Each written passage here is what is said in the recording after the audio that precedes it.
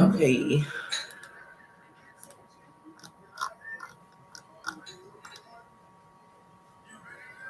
Thank you.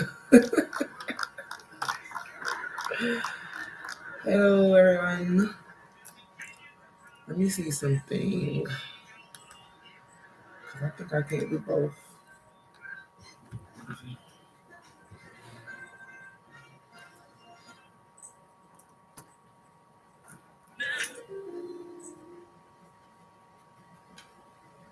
You go there.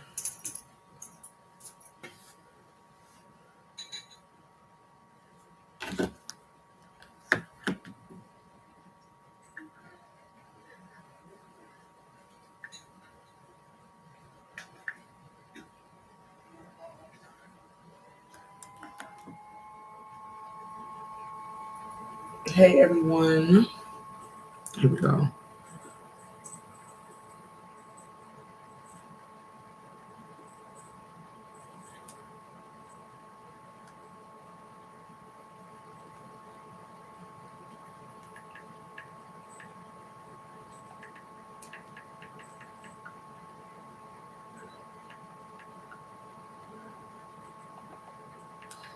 I'm just trying to go live on Facebook too.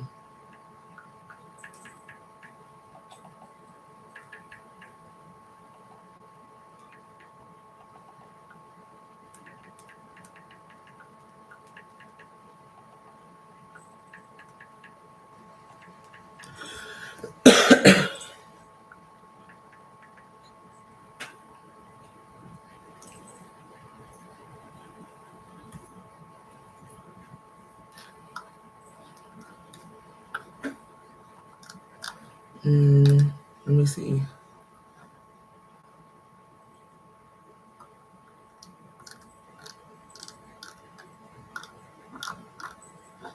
Okay.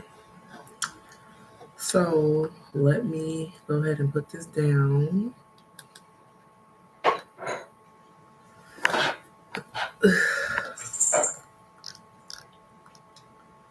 There we go.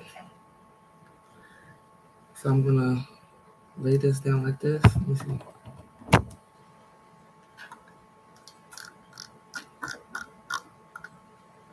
All right. So, hello everyone. I need some background music though because this is very something for me. And my boyfriend is here with me for moral support. He's over there playing his game. And I feel like as the more I speak, the more, comfortable I would get in sharing and saying what I need to say. So I'm gonna put some music on in the background. I'm gonna play it low just for my nerves. And then I will get going.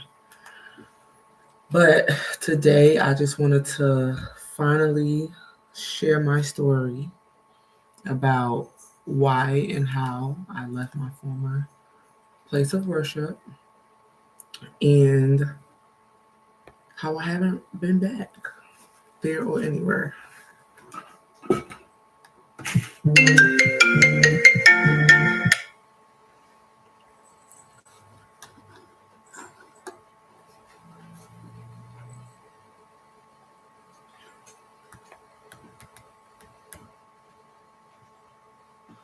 My phone do not disturb.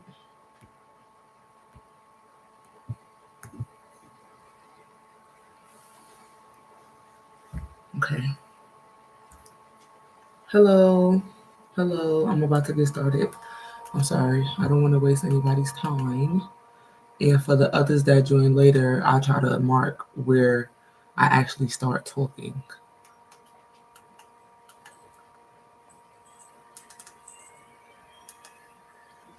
We'll do this. Okay. And I have also a document that I've created because I want to stay on task and I want to let the point be and remain the point.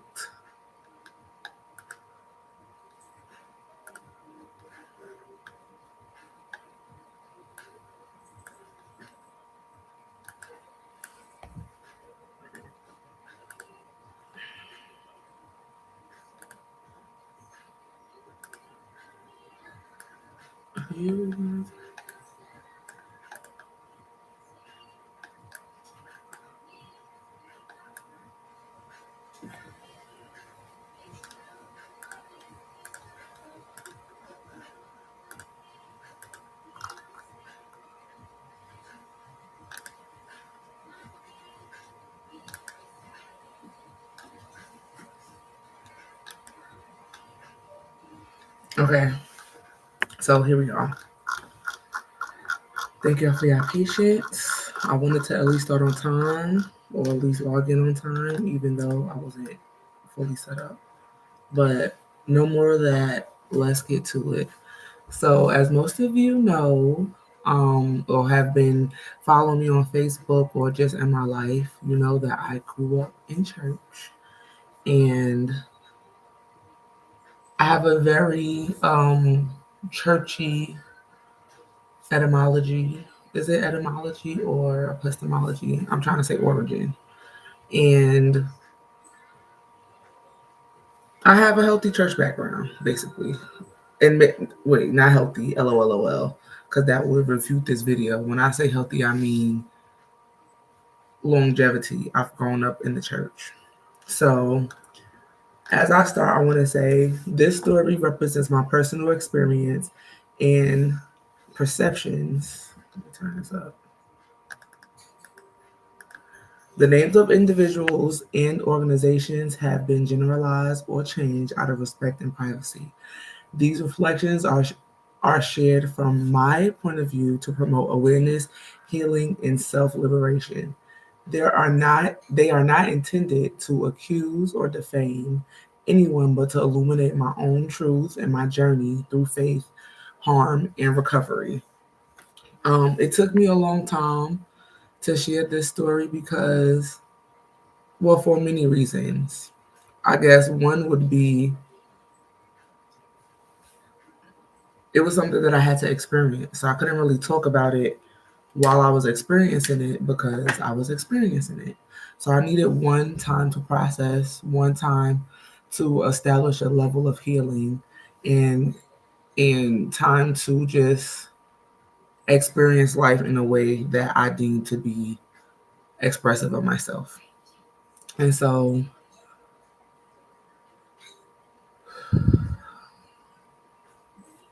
I would like to tell you all why I left my church, the things that I have experienced there, and just the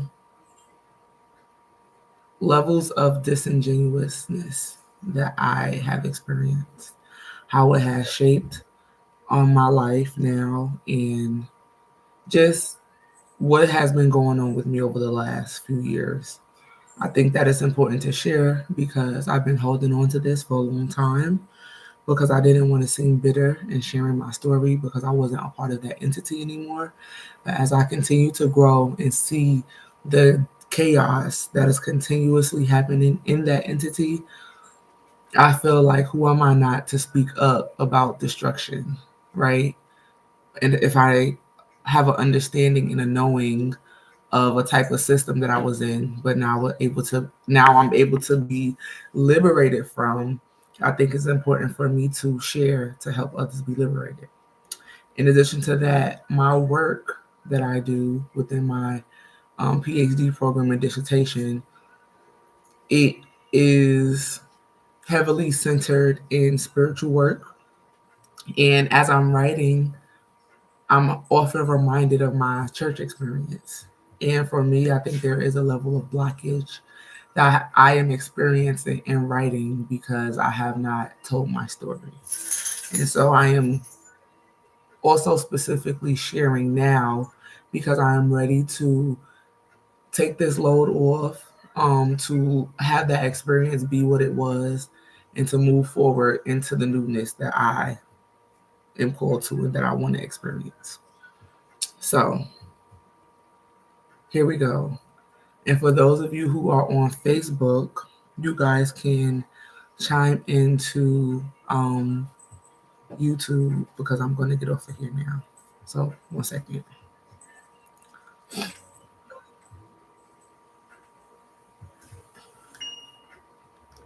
So 1 second, guys. And I'm going to just be natural.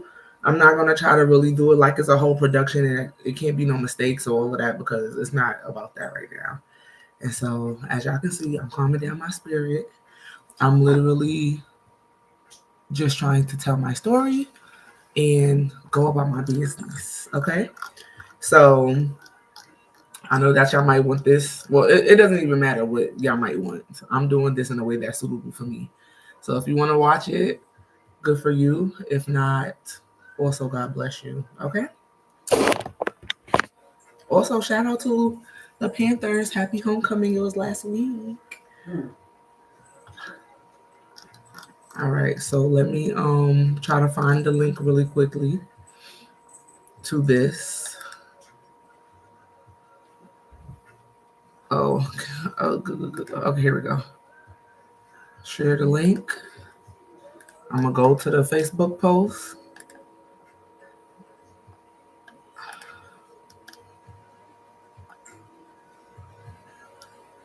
Hold on. How do I edit? Edit post.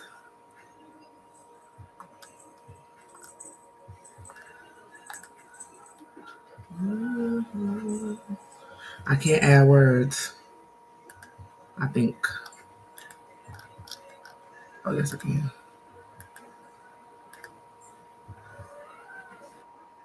Oh, I can't.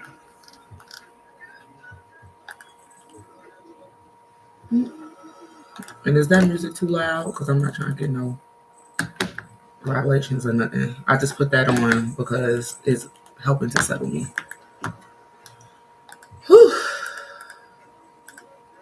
Well, I already put the link on the page, so they can go and do that.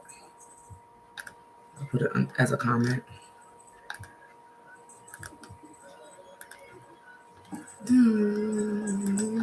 Okay, and now I'm gonna go onto Instagram to let them know to come over to YouTube.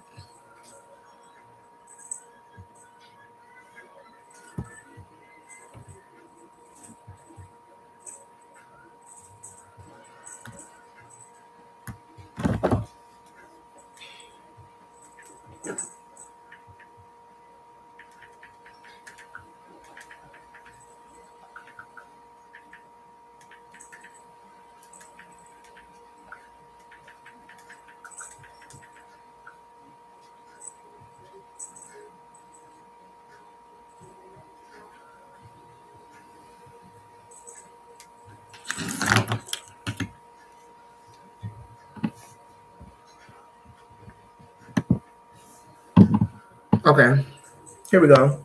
So I did write some notes because I want the point to be the point. Um, Please, if you're on any other apparatus or tool like Facebook or Instagram, go to the YouTube channel because I think it will be more clear there. But I do want to get this word out to the people. So, as I said before, I am a churched person. I'm not unchurched at all. Um, However, in this iteration of my life, the my presence in a physical building of church or even watching their videos is not given. There are a lot of immoral, or I don't want to say immoral because everybody's morals are different, but there are a lot of unethical behaviors that are happening in the Black church nationwide. And at this point, it's disgusting. A lot of these behaviors are enacted by the leaders who are Black males. Not to say I'm not singling them out, however, in being a researcher and a PhD student, to see a pattern, something has to be done, right? So if that particular demographic doesn't want to be singled out for their behavior and their mismanagement of spirits and souls, then that demographic needs to do the work to do better, to better foster and curate a safe space for those who are seeking spiritual solidarity or growth or whatever the case may be. Whew. Am I giving y'all some background? Because that's what I'm trying to do. And although this is my story time, I don't want it to be just like I'm telling a story. I would like for my story to embody lessons. I would like for my story to embody lessons that we can take. If you are experiencing these behaviors for someone or a pastor or leader, one, I did a video last summer maybe about being silenced in the church, but now I would like to expand and actually tell my story of what happened at this particular church. I am in Atlanta, Georgia, and that's where this church is. So as y'all know, some of you knew, I am from Brooklyn, New York. I grew up in a Baptist church, and then over time it um, evolved into full gospel Baptist. Then I went to a Pentecostal church, and then when I came to Atlanta, I was only really going to church at my school, but then I was referred to a church by my high school best friend, who was a member of that church, and that church is not denominational. Also, I have kittens. Some of you know that, so you might hear them playing in the background. Okay. So, as I gave my disclaimer already about my intentions, or not even my intentions, just what I'm going to be speaking about, how I'm not going to name individuals, organizations, and that's not to defame anybody, but to tell my story. But also, oh, I forgot what I was about to say, but it'll come back. So, it's several parts. I am going to keep talking till I finish because, as I said before, I'm done. I want this part to be over. Okay. So, how I came to this church in Atlanta. I started visiting the church in 2015. I was a junior in no, was I a junior? I was a senior in college, and I was about to graduate that next May. Um, I started visiting, as I said, with a former best friend from high school. And at that time, I was serving as the praise and worship leader and one of the choir directors of the CAU church choir.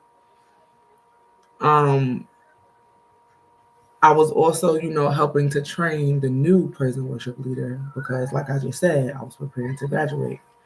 So during that transition, I would attend the church occasionally. And times that I would go, I always felt like, wow, it feels very different in here. Like there was a certain type of, I feel like liberation that I experienced that I didn't experience at churches back home. But also, if you are familiar with different denominations, they worship and praise differently. Some speak in tongues, some do not. Some shout, some do not.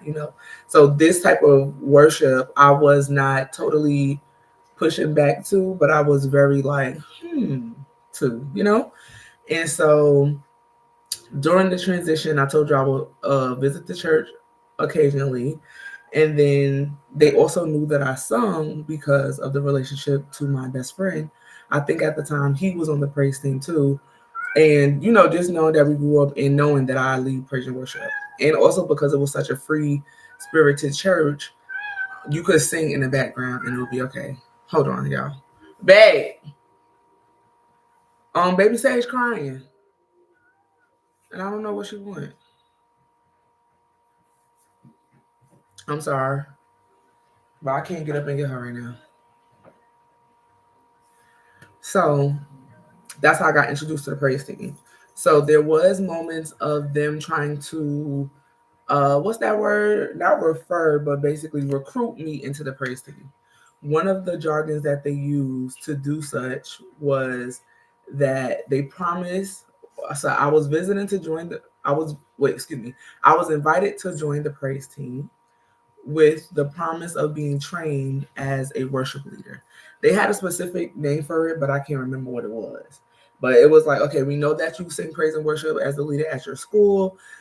Join us. You about to graduate. Join us. Get on this praise team, and we'll train you to start being a praise and worship leader here. So what I know now that I didn't know then, it's not a good deal to accept a lower position than the position that you already have.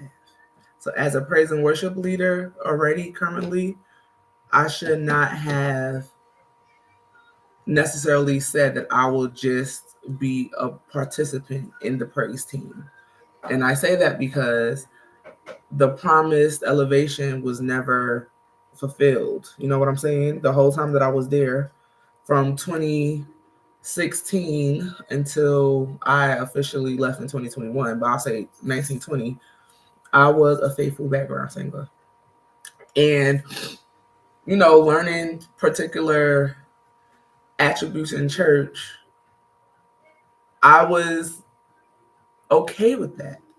Specifically because we're taught to honor, right? And to make the vision better, serve under a man who has a vision and make that vision come true. So to a certain extent, I accepted being complacent in a sense because I wanted to follow the mission of the church. Okay. So on the Sunday that I joined, because I have visited a few times, so basically I was since I was training the new praise and worship leader at CAU, we would alternate Sundays. So the Sundays that I wasn't leading, I would go to CAU. I mean to the church. But sometimes after I would leave and still go to the church.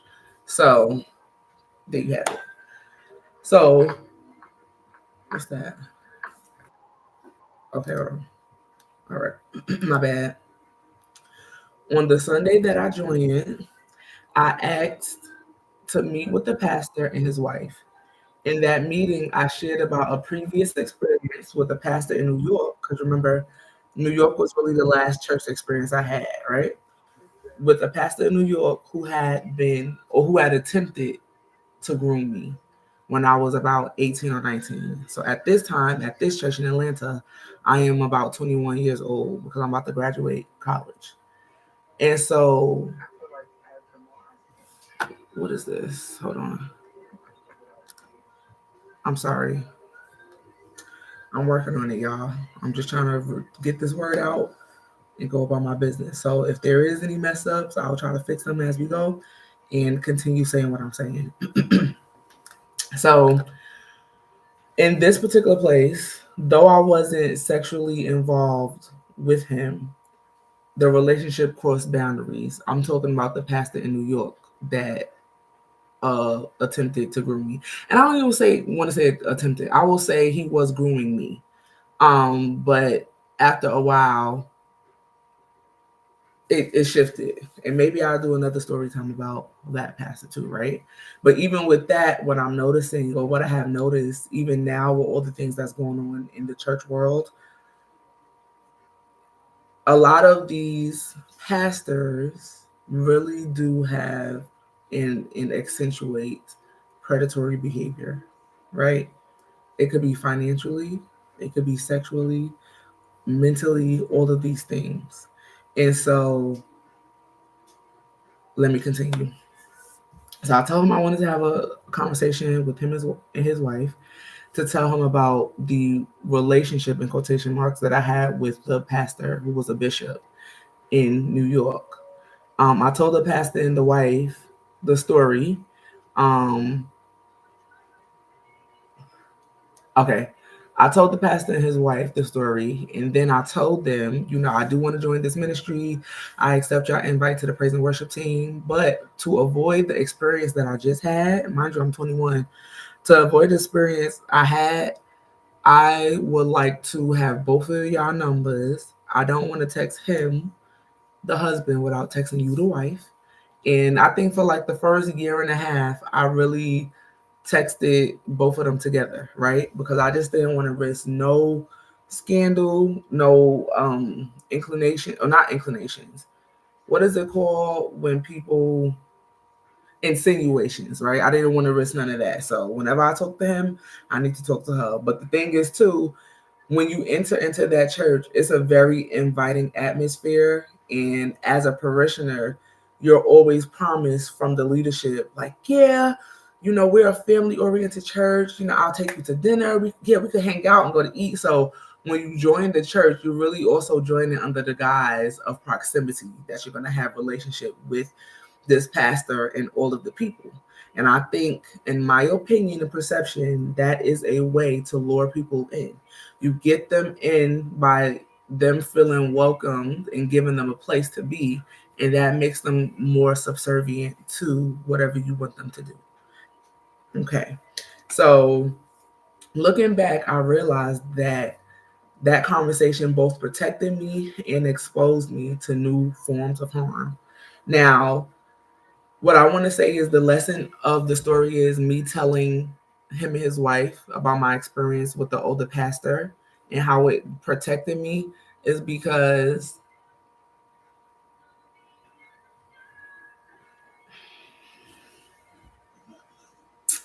it protected me, but it also harmed me, right? So it protected me because I did not have any like sexual relationship with this person, right? And I was able to kind of stay back from the things that I thought were harmful, but it put me in danger because it made me a target as a person that's always rebelling against what the order is. However, because I told you guys that I came from church, I understand and know, and because of my freaking moral compass, I know that the things that we're doing is not giving what it's supposed to have gave, right? And also around 21, or maybe 22, because I took a year off, I went back to school for my master's degree in public administration, where you learn specifically how to kind of deal with masses of people. And as I'm going to school, it's unfolding to me about how the ways that we're being maybe handled is not the best.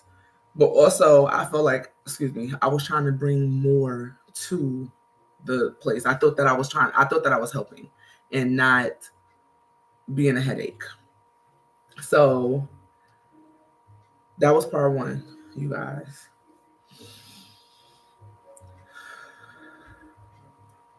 I'm going at my own pace.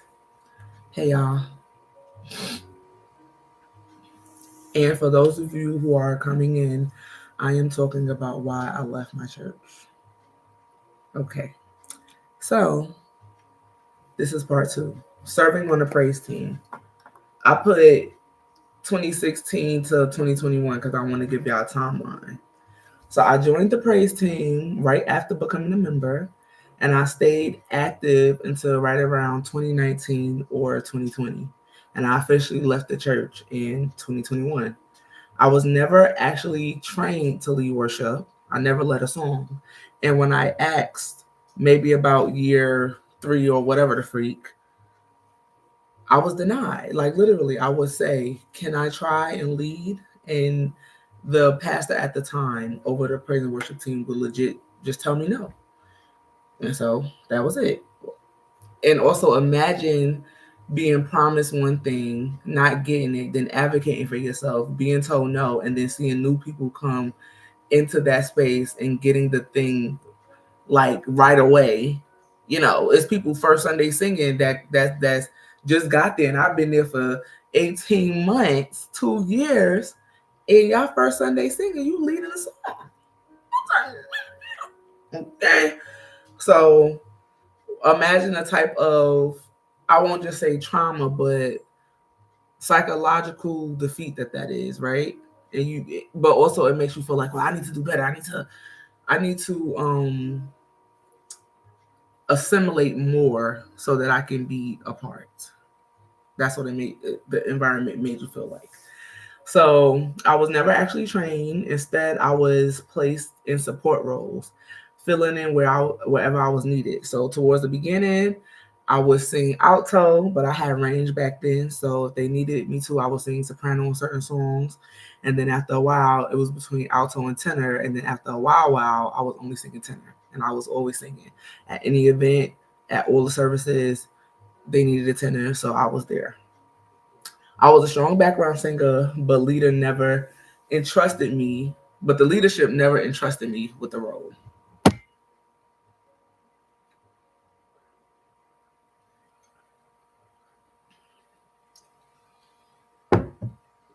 So mind you, oh hey, money. My intent is to be my most authentic self. And so now we're going to the next part. So in this church, whenever I spoke up, it was always seen as me being defiant. I was labeled as difficult to work with, and that label definitely followed me. I was good enough to serve, but not good enough to be elevated. I chose colors for our uniform. So basically, for I guess like 2 years, I was the praise team stylist, if you will. So every month, I will come up with a lookbook of our colors and themes that we should wear for the whole month. And I did that for about 2 years, I think, maybe a year, but it was a long time. I even made people's clothes. I would make my outfits often. Um, Style people, do their hair, literally go to their closets and style their clothes that they have in their closet. If y'all remember back in the day, I had I still have it, but my company, Larissa Black Lifestyling Company, one of the services that I provided was, dang, what did I call it? It was like repurposing your clothes, right? So instead of throwing your things away, I would create and cultivate outfits that you didn't imagine with those things. So I was a very, you know, I would say known person in the church. I contributed a lot. I styled people for their photo shoots, like different things like that. I was very in the thing. Hello, Miss Green. I am sharing my story about how and why I left my former church. And please, guys, comment, ask questions as I'm going. But I think that my synopsis will be pretty detailed. So yeah, I did all the things. I was over the singles ministry for a little while, not a long time, but it's just like everything that I was able to kind of lead over, I was still put in a box of doing that thing. So my recognition only came through my own relationship and my personality, not through the church leadership or being acknowledged for the things that I did. Now I'm going to part 3, uncomfortable experiences and exclusion. There were multiple moments that made me feel uncomfortable, mostly involving the pastor of the church. His model was to create a spiritual family dynamic, but I was never invited into the inner circle. When he did acknowledge me, it was often with sarcasm and condescension. I don't think I meant that. Condemn. What is it? Condescending. Yes, he was condescending me, and so what I mean by not being in the inner circle, right? Let's think about the tabernacle of Moses, how you have the outer courts, the inner courts, and the holies of holies. The outer courts is for the general public, right? Everybody could be outside. The inner courts, only certain people can get in the inner courts. And then the holies of holies, that's where the face of God is. And so I was in the inner court because I was a minister. I served on the praise and worship team. You know, I knew some of the things, but not all of the things as far as like the secrets or, just people's business or whatever. But there was another veil or layer behind that I was not privy to, right? And it was also strange to me in learning and realizing that because my house was the meetup house. So imagine, you serving with these people. They're always at your house, always trying to, survive together, find food, all the, and then out of nowhere, it's like everybody turns against you. But it's like, how could you feel like that when you always with me? Like, when did you have time to feel like that? You know? So, one example of his sarcasm and just to me, humiliation. And I do have a radical honest moment. Um, I do have a radical honest moment that relates to this moment. Sometimes when I wear shades, this little safe space, right? Sometimes when I wear shades, I feel like people can't see me, and not necessarily for my benefit, but I'll be like, can they see me? And not that I'm invisible, but I'm saying that one thing that happened at this church is like you're standing right there, but never being acknowledged makes you think that somebody doesn't see you or that they don't know your name or just something like that. So like I said, it was a lot of psychological mismanagement going on. And so during my baptism in 2019, everyone in the church, well, this example was during my baptism. Everyone in the church called me Lala. There were two people with my name, kind of. So my name is Larissa, and there was a person with a similar name. And so everybody called me La or Lala. That was really who I was then. And so when I got baptized, instead of calling me Larissa, he calls me the other person's name. Mind you, it's big. Everybody's there. So he's like, we're about to baptize. And then he doesn't say my name correctly. He says the other person's name. However, I always stress my job. I'm there for 2 years now. I always stress my name. Even if you're talking in conversation with me now and you call me the wrong name, I'll tell you what my actual name is.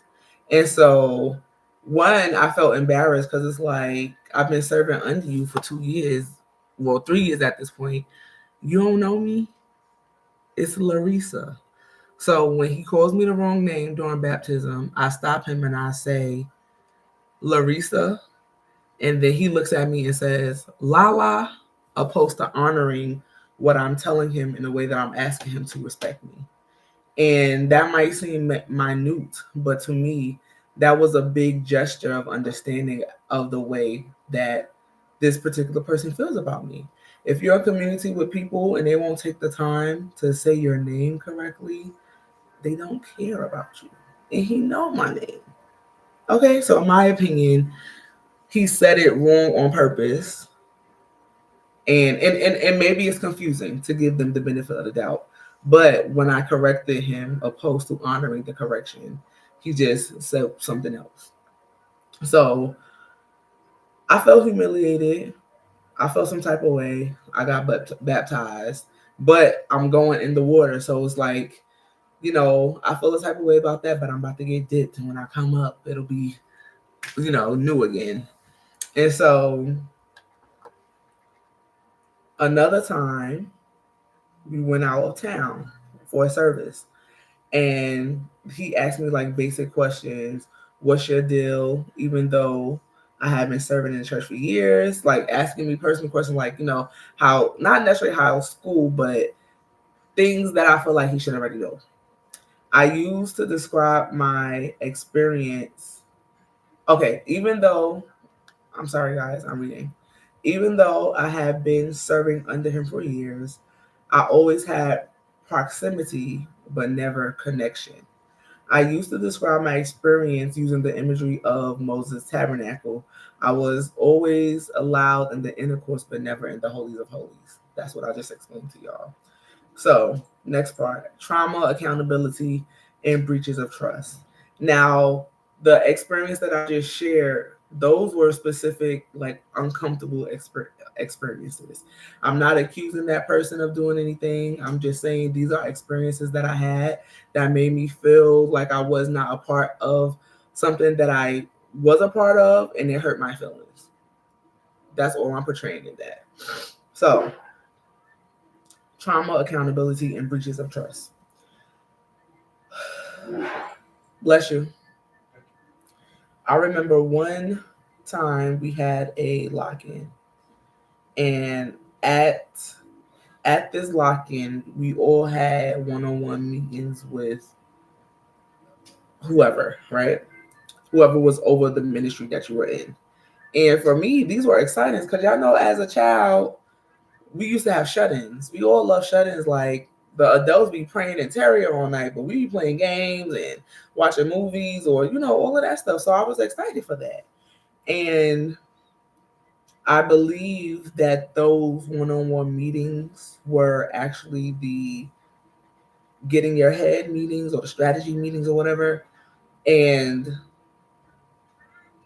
it just didn't go well for me. So I remember in one of these meetings, I remember in the meeting at the first lock-in that I was in, one of the pastors asked me if I was sexually active. He started off casually, like, "How you doing? You all right? How you enjoying being here? Whatever, blah, blah, blah." However we get to this place, he asked me if I was sexually active. To me, it was invasive and inappropriate, but I answered honestly, but I felt a little unsettled. Later, let me finish. In that example, he asked me, why am I having sex, basically? Hold on, I'll do a recap. In that example, he asked me, why was I having sex? This is not the pastor of the church, but one of the pastors of the ministry that I was on. And I said, because I want to. And so even then, I'm starting my liberatory practice because what? Whose business is that? And also, I was always the type of person, I'm not hiding who I am. So everybody just pause right quick. My lovely sister has come on and she asked the question. So I'm still early on. I was talking about how I started going to the church, how I was referred there, promises they made to make me praise and worship leader, and I never was.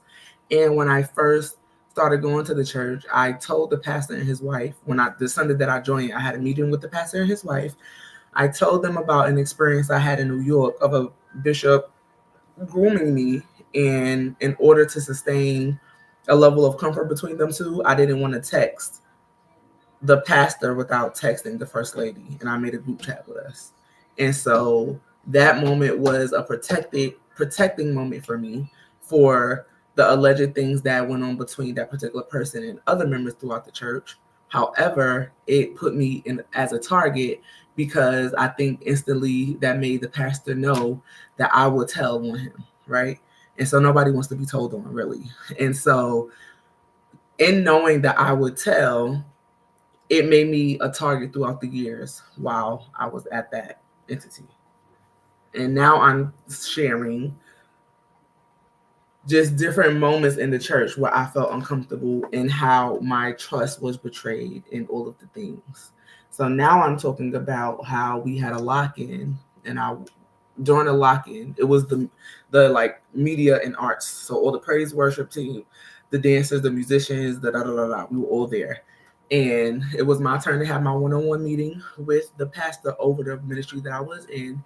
And as we were talking, how you doing? I'm well. You like the church? Yes. He asked me, was I sexually active? I told him yes. He asked me why, and I told him because I want to. So with that recap, you guys can clearly see the type of person that I was in the church. Like, not necessarily not having no filter, but also trying to be genuine and really my authentic self, And not to say that I wanted to be accepted, but I just wanted to be myself. I wanted to be loved as myself.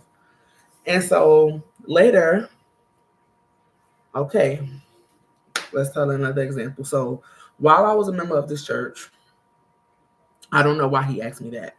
And I would like to say, so someone just asked, why would he ask me that? I don't know why he asked me that, but I do know that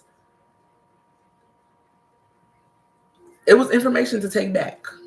You know what I'm saying? It was information to take back. Maybe information to have dirt on. I don't know. Or just to see where this person is.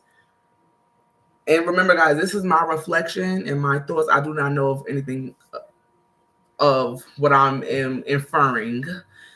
is true. So I'm going to say alleged, but based on things that have been revealed within the last year about that church, specifically the pastor and his alleged sexual immoral behaviors with people throughout the entity, alleged, I believe I was asked that question. That was a grooming question to see if you could send me to the king. You know what I'm saying? Like it was very much so given. Was it King Nebuchadnezzar or no? Who was it? Who married Esther? It was given very much. Send me up there. So yes, but also I was only 21, so the ways in which I will respond now, in knowing that that's invasive, I would have. I didn't have the capacity or knowledge to respond that way then. So Rebecca is saying you are referring exactly what it is and have every right to infer. Okay, it because no pastor minding his business should be asking you that. Ashe and amen. So we passed in. While I was a member of this church, I had two how do I want to say it? I had two like SA instances that happened to me while I was a member of that church. Not from anybody in the church, but I was a member of the church while it happened. So the first one that happened, I won't go into detail, but the next Sunday when I went to church during the altar call, I told the pastor, and he gave me a hug and he told me that it was not my fault. In that moment, I felt like, wow, this person really cares about me. Maybe it wasn't my fault. You know, I felt like SA, I can't say it. Actual salt, actual salt. You could figure it out. Um, I told the pastor, he gave me a hug. It's not your fault. Whoop de whoop de whoop. Who that? Future whoop de doo, right? So, however, this is years later, the second assault. Well, one, let's talk about this. When your member tells you that they have experienced SA yesterday, it's nice to give them a hug during altar call and tell them that it's not their fault. But it is even more lucrative to send them resources or talk to them after, refer them to therapy, a psychologist, or something like that, opposed to just leaning heavily on spiritual tactics to make them feel better. Okay? Oh, Young Thug, whoop de doo, not Future, sorry. So that's one thing I want to share. So I feel like even looking back, that was an inappropriate way. And I understand that this person may not have had the tools to support me. However, why you a pastor? But going back. And also this person is also only a few years older than me. So we were all younger, you know? And mind you, my pastors in New York were all, older men, obviously. So I said that I had those two experiences because my second experience was closer to the ending of me being a member at that church. And this is a radical moment too, radically honest moment, because I'm letting you in about a experience that I had that was very harmful to me. And so this particular man, mind you, he wasn't at the church. I had a stalker, let's say it like that. I had a stalker. I was intimate with this person. He made a sex tape of me without my knowledge and consent. Okay. Or recorded me, if you will. Whatever. So he recorded me without my knowledge and consent. I only knew that he recorded because TMI, I could see the light of the camera through the TV. And it's like, what? So then I'm able to see, like, okay, this is not happening. So I'm asking the person to delete it, da da da da. All of that happens. So I call the pastor because now I have to get a restraining order against this person. It was a really serious thing for me, right? And I needed one, male support, but two, I needed help. Like, I don't know what to do. So I told the pastor, we were on the phone, and I'm like, mind you, whole time, not even worried about my well being or how this thing is affecting me, really worried about the reputation of the church. I called the pastor to tell him the possibility of this thing and, to keep staying good faith or not to embarrass the church.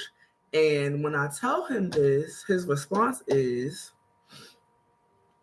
to his wife at that. And I don't know if she was there or not, but I'm like, I have a stalker. He recorded me unconsensually during our intimate moment. And, I have a restraining order against him. I have to go to court. Can you come with me to court? Da da da. His literal response to me was, let's say his wife's name is Syrup. I'm telling him this. He say, Syrup, Lala got a sex tape. And I want y'all to know that in that moment, I was completely mortified. I'm like, no, I didn't just tell this man something in order to protect the church, I thought, but also to get some help. And he's making jest of it. I must be homie the clown or something like that. And it was moments like that that made me know that this man does not like me. And I started figuring out later, I started figuring out later why he was treating me the way that he was treating me. You know what I'm saying? And it was very much so because he didn't like me.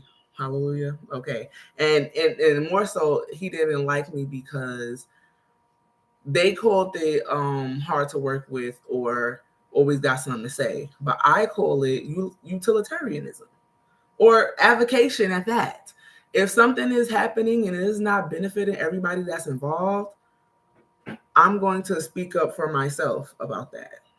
However, it just so happens that in me speaking up for myself, it is a liberatory practice for everybody else.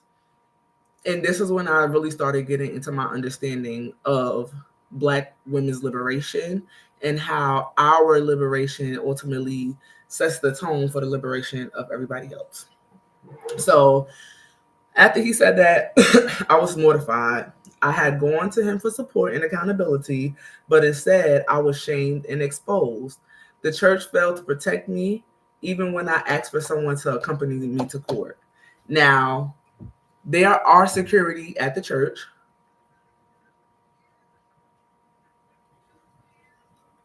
Thirsty. There are security at the church, and he said that he would have somebody accompany me. All in all, he said if I can't come, I'll have one of the security come. All in all, as you guys have guessed, nobody came with me.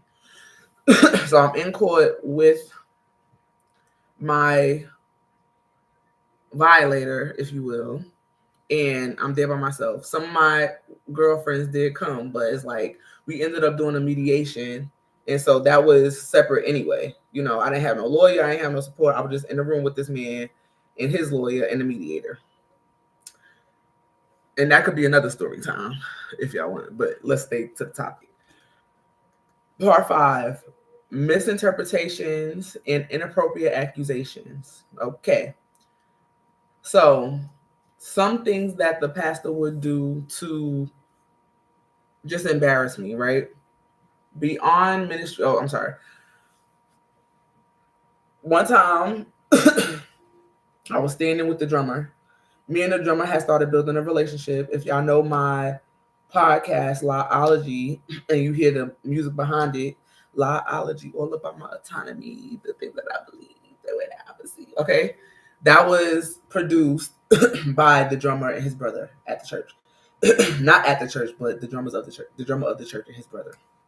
And when I first started going to the church, right when I was about to graduate, more so, I had started going to the church. I moved out of a situation that I was in, so I was staying with a boss at the time, and the drummer would come pick me up because they lived in the same area, so I could go to church with them. So naturally, you develop a relationship with them. I didn't have a romantic relationship with this person, but he was just hecka cool. And so one day we were standing outside the sanctuary talking, and the pastor walks up to me and he's like, um, let me say, what did he say? He was like, why are you trying to be with him? He already got a girlfriend. But just, openly. So at this point, I was still very much so a New Yorker. So I'm like, I either say like, don't play with me, or whatever a term is that you would say when somebody tries you. That's what I said to the pastor. So he kind of laughed it off and then went about his business. Okay, whatever. But even then, I'm like, why are you lying on me? Like, what is that about? And to me, it felt very much so bantery, but also, again, he's the leader. So how much can you really go off on the leader? But don't ask me that, because I definitely have my opinions. So it was another reminder of how easily my intentions were distorted. I felt embarrassed, and it's just like, bruh. So now, public humiliation and mockery. As I said before, beyond ministry, I also styled members of the church, doing hair, creating outfits, and helping with presentation. One day, the apostle's wife asked me to lengthen a short jumper for her. So she had a jumper, like a jumper dress that she had, but it was up above her knees. And she said, I really like this dress. It was a jean dress. I really want to wear it, but it's too short. Can you fix it for me? Make it longer. And so y'all can see an example of what I'm talking about on the flyer that I created. On the right side, not necessarily in the corner, I have a picture of myself in the top right corner. I have on white and gray. And then I have a picture of myself at the bottom. And in the middle of those two pictures, you see a jean jumper on a mannequin with like a added gold bottom to it, right? So I bought the materials myself. I did the things. I took it back to her. I gifted it to her. I didn't ask her to pay for it. It was an honor to make something for my first lady. Someone asks, when did the pastors become this mixy? Like, why y'all in people's business like that? Exactly. So, and to me, guys, too, in my opinion, this is what happens. Two things. When you have a young pastor, one, but also when you have a young pastor that doesn't have any um academic training or professional training. Like, I'm over people becoming pastors just on a basis of they had a call from the Lord. Like, boo, ooh, ooh, ooh, ooh, tomato, tomato, tomato. I'm gonna need you guys to have some credentials. I'm gonna need you guys to have at least some lineage of your people being pastors. But even that's not good enough, because they be uh sharing false doctrine through generations. And so my suggestion is to get under a leader that, one, has a degree, but also his work, he has work that shows for him, right? Not just someone that had, a spiritual moment with the Father. No. The professionally trained ones are no better, still slinging. Well, so it, as I said at the beginning, Black men in leadership don't want to be singled out. But if the perpetrators of violence and abuse and harm are continuously being Black men, and I'm talking about within the church system, but also in all of the industries, what's really going on? And we need to really stop and have a talk about it. And so he's messy himself, has nothing to do with the office. Okay, so there's that. So let me keep going, y'all. I told y'all I'm doing hair, all the stuff. The wife asked me to make a dress for her. I made a dress. I told y'all it's on a flyer so y'all can see the proof of the dress that I made. I gave it to her. She loved it. Like, thank you, La. Can't wait to wear it. Da da da da. Whatever. I wanted to style her in it. Like, it was really giving. Like, and I was proud because I made something with my hands. And don't get me wrong, I did build my gifts and talents while in that space. However, comma, no, not under that guise, right? And so one morning, because we always have to do praise and worship rehearsal before service, even though we already freaking practiced for mad hours that Thursday. We had to come to church, be at church by like 7:30 every Sunday morning before church started for rehearsal. Now, to me, that's also abuse. Because why do I have to be here so early? My vocal cords didn't even warm up good enough. You know what I'm saying? So, boo hoo to that. But again, we were young, we were ambitious for Christ, and we were impressionable. And so that's what I came to for, or come, however you want to say it, for all of that long time. So we were in praise and worship rehearsal, and it had just finished. So we about to get ready to like start service. He walks, so it's the stage, and this is the church next to the, how can I describe it? This is the church that was in the hood, off. I want to say off 285. Let's say that, because the other church was off 20. So let's say this one is off 285. I'm saying that to give detail about how the church looked. So you got the stage, you got the steps to walk down the stage, and then you have the front, and then you have the two aisles to go to the doors. It's 4 aisles, but 2 of them go to the door. I'm walking past the front. Mind you, we had a guest singer there too. Yep, that's the one. I'm walking past the stage, going to the left. He's walking past the stage, coming to the right. There's people still on the stage. There's people around. There's people in the sound booth. I mean, the music. The musicians. As we're crossing each other, he gonna say, "Lala, why would you make my wife that ugly dress?" Ugly? That's crazy. That was crazy.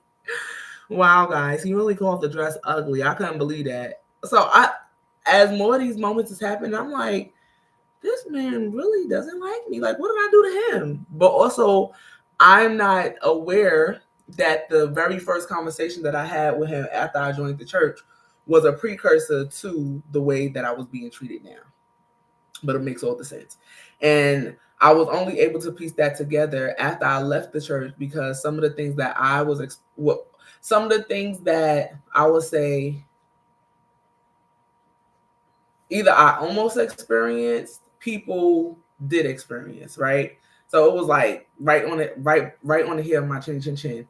But I also noticed too, as it pertains to like ways that I led in the church, it was like things that I did, I would never get that position, but I would be a pioneer for somebody else to get that position. So for an example, y'all know back in the day, I was a trainer. I would do trainings in the rehearsal, and I would also train different members. But once I left the church, now he has like a fitness ministry, and he has somebody, I don't know if she's on payroll, but she's the acknowledged person that's doing that, right? Or I was over the singles ministry. It wasn't really getting that much attention, but now I leave, somebody else gets the position and it's glamorized. You know what I'm saying? Or I was the stylist. I wasn't really getting acknowledged. But so, all the things like that. How you know I'm not from Atlanta? Because I would be violating right now. Wait, what you mean? How you know I'm not from Atlanta?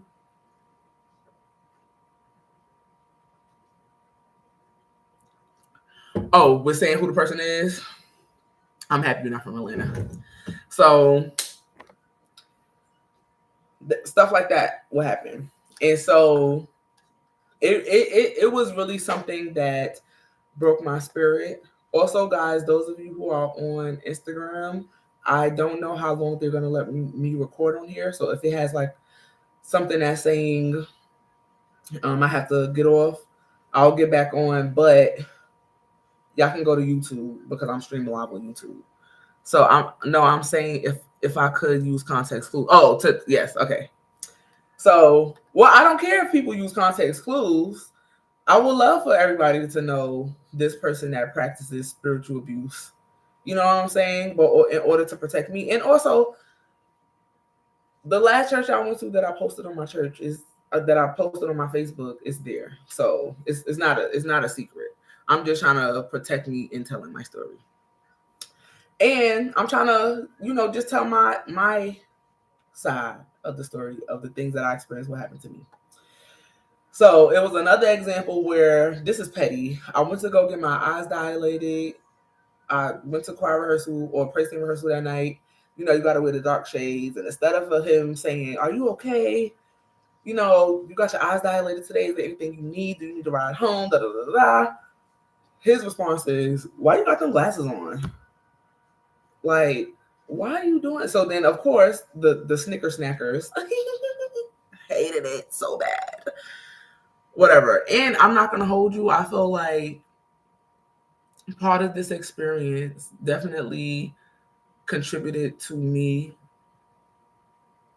not responding to the things immediately, but more so not speaking up for myself, because it kind of puts you in a place of, if I say something, I'll be targeted, or, you know, I don't want to, you know, ruffle the wrong feathers. Let me just stay in my place, do what I'm at, so that I'm not ridiculed. Thank you for not violating them. But yeah, do your thing, chicken wing. So just things like that. So now I'm going to part 8. As I said before, this is going to be a long video. I'm not stopping until I'm done, and because I want to put it to rest to do the other things that I have to do. He also knew you were powerful and could see through the BS that was going on. It was a method of control to keep you suppressed. Power and patriarchy in the Black church. And so, yes, that was a major thing. One thing I want to kind of comment to that, it was me and other people in the church separately and at different times would have specific dreams about that particular leader and the idea of sexual immorality. Mind you, these are dreams.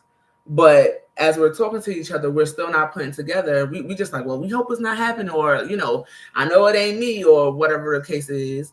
But, okay. Thank you for sipping. I might get something to drink too. So glad you're telling your story. Thank you so much. So, and I might yell to my baby because I need some more water. Babe, can you give me some more water? Thank you. Appreciate it so bad. So, part 8. Contributions overlooked and recognition denied. I was faithful. I was at every rehearsal, every service, sometimes switching vocal parts as needed.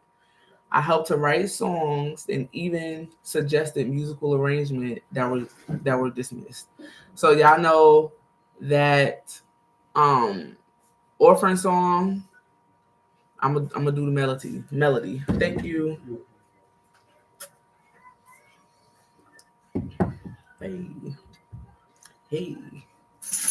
Hey. I'm telling my whole truth. I don't know what to say about nothing else. I'm telling my experience. So I don't know. Someone on my Facebook, on my YouTube, that I don't know if they still have affiliation with the church, they asked me to please tell the whole truth. And so I don't think that they want me to do that, because and I don't know what spirit they're saying that in. So I'm not trying to be accusatory. I don't know. But I am telling as much as my truth that I feel is necessary to share.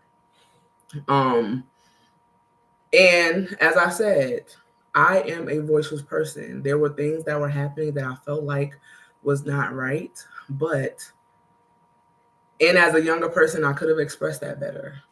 However, Karma, I did the best that I could do. But I still know that based on what I did and didn't do, I was still treated unfairly in a space that I gave my money, my time, my attention, my talent, literally my life force energy to. And I was not acknowledged, accepted, loved, respected, treated, protected, and all the things the way that I needed to be in order to sustain a healthy and progressive lifestyle.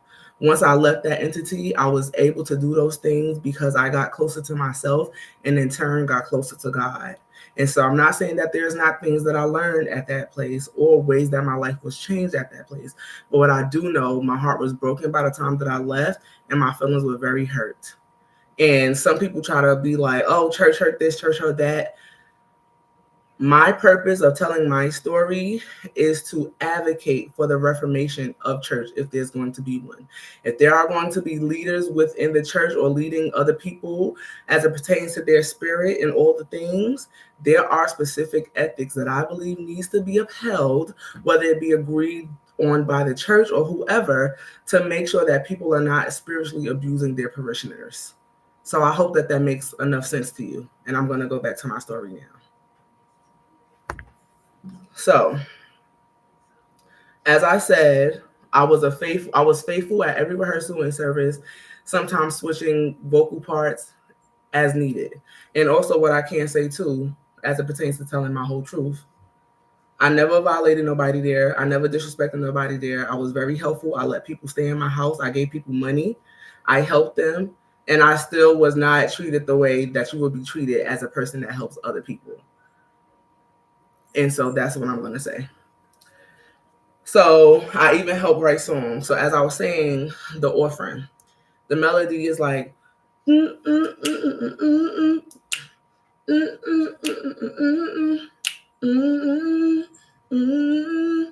I definitely contribute to that. I'm not saying that I wrote the whole song and handed it to them, but I was a part of that creative process when it was being created. Also, I want to talk about when I graduated from my master's degree. From my master's with my master's degree. This was 2019. For me, let's see, 2 + 1 is 3, + 9 is 12. That's a 3-year. In 2019, that's when my whole world changed at this church. So at the beginning of this live, I talked about my introduction into the church. I also talked about my experiences in the church. And now I would like to start talking about my exodus from the church, that process. So we were doing a recording. Most of you know that that church has an album. They may have more than one. I was on 2 of the recordings. So this is me saying that I was really a part of this ministry. And I keep seeing, let me delete this because the more I keep seeing tell your whole truth, let me hide this comment. It's bothering me because how would you know what the truth is? That's what's getting me. But also, if this message is written in the spirit of nastiness, I can say that this is one of the people that was in the Holies of Holies. So of course they will be saying that. If you get what I'm saying from the reference that I made earlier about being in the inner circle, Tabernacle of Moses, outer court, inner court, Holies of Holies. I was in the inner court, but I never made it to the Holies of Holies because I talk too much, So I was graduating with my master's. Mind you, all during my master's process, I had class. I would rush from class, even at work. Baby, when I tell you I was getting down that road to get to that church so I could be in place to sing, I'm talking about dedicated, okay? It was time for me to graduate. It was one particular rehearsal. We were going over those songs, and for one of the songs on the album, I suggested like a little riff for us to do. Again, the same person who would deny me leading basically was like, that's cute, but we're not going to use that. You know what I'm saying? Okay, I'm always denied. They actually do set up hierarchies in the way at church. Yes, so unserious for sure. And sorry guys, let me catch my breath because I have to remember I'm going at my pace. So I don't want to feel rushed to tell my story. I'm not going to feel inferior. Matter of fact, hold on, let me light another candle. Another instance, I mean. They actually set up hierarchies in this way at church. So unserious. Yes, they do. Yes, they do. And again, my intention is not to really give details about the things that have come out against that particular pastor over the years. However, the behavior that's alleged is very much so on brand.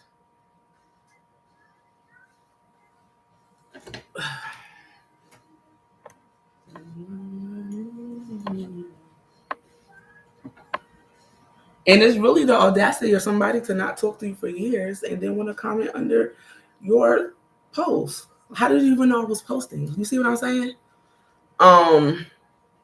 So I suggested a ooh ah ah. They said no. Okay. The next week was my graduation, so I couldn't go to rehearsal. However, they did not cancel rehearsal to go to my graduation. And ironically enough, the person that made the comment on YouTube, who was my former best friend that I mentioned earlier, did make the graduation. But also, he was not on the album. So let that sit in. But he was also on the praise team at that time. Was not on the praise team. He was on the praise team before. He's the one that introduced me. Remember, I told y'all that already. So they didn't come to my graduation. However, that Sunday, they did call me into the office and they had a cake for me. I cried because I'm like, oh wow, like y'all see me. This is going into the thought of feeling like you're not seen, right? So the week I suggested the words, no. The next week, graduation, nobody came. That's like a Tuesday or something. That Sunday, they give me the surprise flowers and I think a cake. And then that next Tuesday, we have rehearsal again. And lo and behold, when we get to the specific part, guess what I hear? The ooh, ooh, ah, ah that I had suggested 2 weeks ago that I was denied for. So again, this is another example of times where I try to assume a leadership position or just, give suggestions that was curved to me, but also accepted and used. Either another example, everybody knows that I'm not gonna say I came up with it, but I think I coined the term back in the day, season of singleness. I went in the pastor's office, I showed him my idea. It was a slideshow of everything, da da da da. It was including the Tabernacle of Moses. It was a Venn diagram that I made, or not a Venn diagram, but a graphic organizer that I made. He was very known for that. So that was very inspirational to me. And I showed him it and I could see his eyes literally lighting up. And when I tell you, it was people writing books in that church that he would just, or I don't want to say he would just because I don't know, but they were able to promote their books and sell their books at the church on Sundays. There were many things that I hosted and did that I did not get support from the people of the church. And it was almost like it was in unison. But what I think I know now that I didn't know before, it was all intentional because there was a person telling them not to watch my things. Like, can you imagine being hated so bad that they're literally meeting about you? So, allegedly, because I don't know what they was doing, because I wasn't invited. So I still served humbly. I wasn't like, well, I made that part up and da. I just felt happy that my part was used. But again, that's the tactic that they use in church to make you accept whatever you're given, which I'm not doing that. Let me get some more water.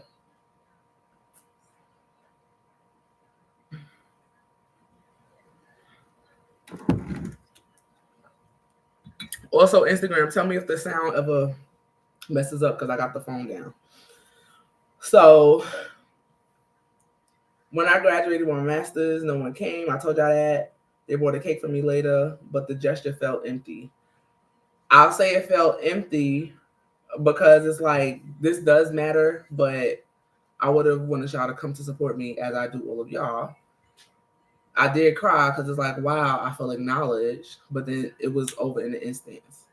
And also, there were a plethora of weddings that took place while I was a member there that I was not invited to by people that I thought that I was close with. So that was it was like just a lot of exclusionatory. I don't know if that's a word, like exclusion behavior. I was excluded from a lot of things that I felt like I was a part of the family enough to go. But it's like the more events happen that I was excluded from, the more I was like, what's going on? Okay. So now, this is the beginning of the Exodus and the straw that really broke the camel's back. So we're talking about I graduated from my illustrious, I don't want to say illustrious because there ain't no HBCU, but I graduated from, what would we call it? Because I really was just there, but my alma mater, I'll say, Kennesaw State University. Hootie hoo, where my owls at? Right here. And after I graduated, I was prophesied to. Now, here's one thing I want to share. Because I always felt that the pastor didn't like me, whenever he did publicly affirm me or prophesy to me publicly, in my feeling, it felt like, okay, this has to be some type of word of God, because I know that you don't like me and you would never tell me this under your own volition, right? So after I graduated with my master's, I guess like a Sunday or so after, he basically prophesied like, don't stop. Hootie hoo! Come on, Black Rose. Period. Hootie hoo. He basically was like, don't take a break, because I had took a break in between my bachelor's and my master's for a year, and it don't even matter, but I worked full time. He's like, don't take off another year. Go straight into your PhD program. I know you want to go into your PhD program. I feel like God is calling you to it now, and don't stop. You need to go to the PhD program now. He even paid for my application. So I apply that same month. I get accepted like the next month, and then I literally start in August. Okay, now we're in there. And so what I would like to add is like my first couple of years, because I started my PhD program in 2019. It is 2025 and I'm still in it. Hallelujah. Thank you, God. I am ABD, which means all but dissertation. And as I said at the beginning of this video, one reason why I am sharing my story is because I think that this is what's the word? Maybe inherently connected to my dissertation, and I've been having some blockage, and I feel like releasing this particular thing. My dissertation topic is Black women's use of conjure as a liberatory practice. This is a form of conjure to me, telling my truth, saying the things that I need to say. And I think that doing that, I am opening my throat chakra and believing in myself, believing in God, believing in spirit, that I will be protected. But also standing up for myself and other people that might not have the courage to do so. If y'all have any questions or something or whatever, I'm definitely taking them. So, all right, let's go. So that was one prophecy. So I started my PhD program, or he told me to apply to the PhD program. I applied, got in. Maybe like 2 Sundays later, I'm not gonna say that man's name, but a popular prophet comes to the church and he brings his incredible, glad you're telling your story, your truth. This does take courage. Thank you. And this is also why I haven't shared it for so long, but here we are. A prophet comes to the church and his armor bearer, or pastor, assistant pastor, I'm singing a praise team, he prophesies to me. I have the recording. And it's crazy because a lot of the prophecies that happen, somebody caught it on tape. He's like, I see that you have been rejected, but God is going to use you to free those that have been rejected. I see your name is going to be, said loudly, all these things, all these things, all these things. So I'm like, all right, bet. I thought it was going to be at the church, but I had to realize I had a whole life to live after that. So we do that, and then next Sunday comes. Okay. Mind you, I still got to tell y'all about the recording. I'm just telling y'all a particular instance of him prophesying to me publicly. So it's Mother's Day. I'm feeling sad. For those of you who do not know, I lost my mother on September 1st of 2007. And so it was just a Sunday that I was like, and I think this was after the recording. So I'm just tired, I'm drained, I don't really want to serve, but I'm like, I'm gonna still push through. Cause church always teach you to push through, it teach you never to rest, always gotta be ready for somebody else's service and somebody else's will. You gotta deny yourself to make the mission carry out forward. Okay. So I sung on the praise and worship team. At the end of the service, mind you, I am a minister at the time. It's time for altar call. I'm like, I'm gonna keep serving. I get up to go pray for the people for altar call. Now, it was a particular young lady there that I'm not gonna say I didn't get along with because I ain't do nothing to that girl, but I just knew that she didn't like me. And based on inferring and things that I know now that I didn't know, she was a person that also was able to make it into the holies of holies, right? So her not liking me was indeed oil falling from the head down. And she even called me a mean girl. And I'm like, me? A mean girl? Everybody comes to my house. We all eat together. We have fun. Like, I'm so loving and giving. And I be making people clothes. And what do you mean, mean girl? So I didn't want to pray for her. Okay? I did not want to pray for her. So the prophetess of the church, she's walking towards her. And I'm like, whew, I'm going to pray for her. But then an older lady like usurps her and grabs the prophetess. And so the prophetess started praying for the lady and not for the girl. So I'm like, oh, I got to pray for her. I didn't want to. So I go up and pray for her. And, I got those glasses, period. Someone woke up. I go to pray for her. And of course, walls start breaking. She's crying. I don't really remember exactly what I'm praying for her for. But whatever I'm saying, it is definitely on par with whatever she was experiencing. Now, a detail about this person, and this is alleged because I do not know, this is a person that may or may not have had inappropriate dealings with, allegedly. We do not know. I'm just putting timelines together as I left the church and like things that are happening. Like, you know what I'm saying? You don't know while you're in it, you can't see all the details. But when you get out of it and you get more details, you're able to place things together. So that's just from my placing. I can't say yes or no. I don't know. Alleged. So, but what I'm praying for her is, you will no longer be bound. Like, you'll do this, this, this, this, this. Your life is yours. Very liberatory. You know what I'm saying? Praying the liberatory gospel. And right after I prayed for her, he called me to the stage. This is another moment that I felt God induced. That was God induced. He called me to the stage and was like, and I also have a video of this for proof as well. And it's on my page, but it was years ago. But basically affirming me and saying, today your ministry was birthed because you worked past your level of working, if you will. Like, you was tired, but you still did the job. So I guess it was, since you worked beyond yourself, this is the day to affirm you. So basically, he was telling me, don't change myself for other people. Don't change the way I look. Don't change the way I talk. Like, God just birthed a ministry out of me.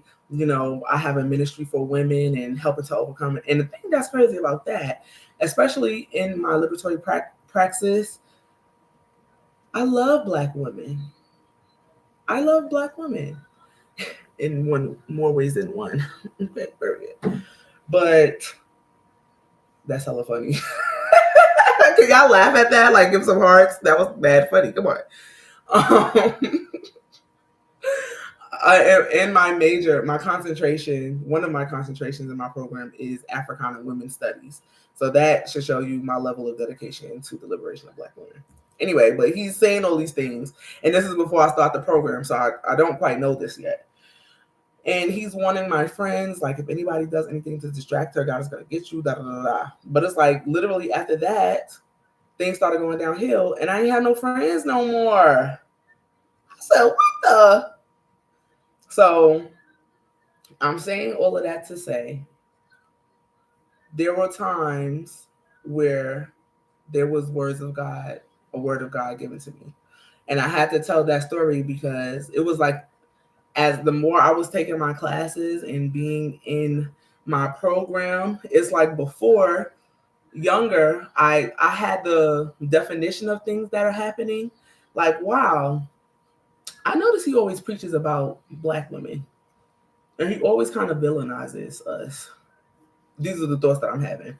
And also, you know, he always calls us ghetto, or, these are words that I'm saying now. What is that? And as I started my program, I realized, oh, wow, it sounds like this person is having misogynoir language. So now I'm becoming even more, not untouchable, but of a mouthpiece, because I'm learning more things and I'm applying things. So now I'm not just saying, I feel like this is happening. I'm able to give proof because I researched, like, no, this is actually is what's happening. So we do the recording for the album that I said the oohs and ahs for. And yeah, I'm really still cracking up that somebody told me to tell the whole truth. That really got me. I keep seeing it, and I want to delete it, but I'm stronger than that. So we do the recording. We have a guest, but even though she is a guest, she always comes to our church. She's like the auntie, right? So she actually is featured on the album in multiple songs. So it's kind of like both of our recordings. So it's like the church featuring this person. And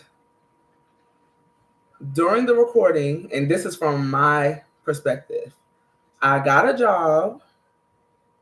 Another story time. Y'all, I was about to work at a strip club. I ain't even gonna hold you. Because times was hard. They was literally so hard. And that's crazy because they didn't even know that, right? And this is important to note of me saying that I was gonna be a stripper because times was hard, because of what I tell you that they do and say to me next. I was gonna work at the strip club. Nobody knew except for my former best friend and another person I went to high school with, because I was gonna work where she worked.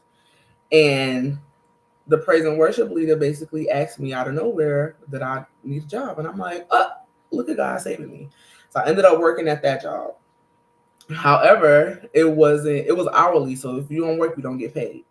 The day of the recording, most of us, just graduated college, or, still early in our 20s, trying to find our way in our career. I had to take off for work to go to this recording.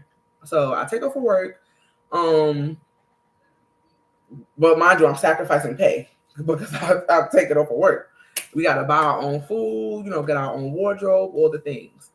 And also, speaking of wardrobe, everything that I basically contributed was through my sharing.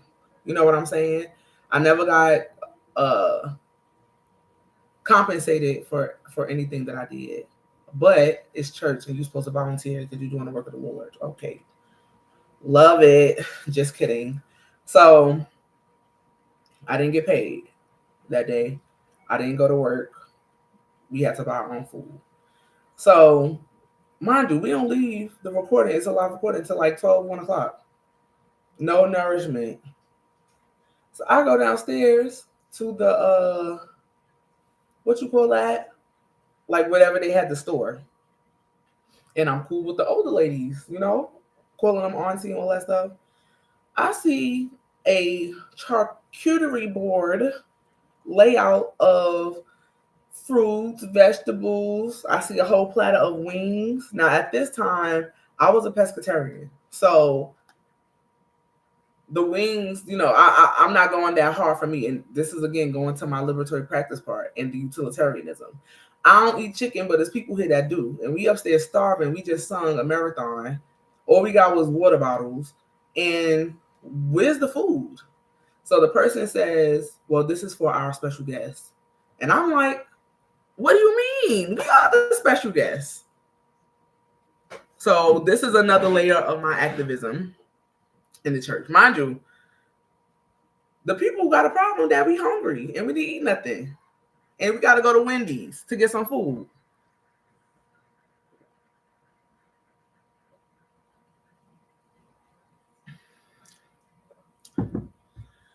So there's that. So that night I was a little teed off. I think we had to go back the next day because they were having like a new members class, and we had to do some overdubs or whatever you call it over what we had recorded. And so they have food there too. But now the aunties make sure that they make La a plate. So they're like, La, we got you a plate. Make sure you eat blah, blah, blah. And it's like, finally some respect around here.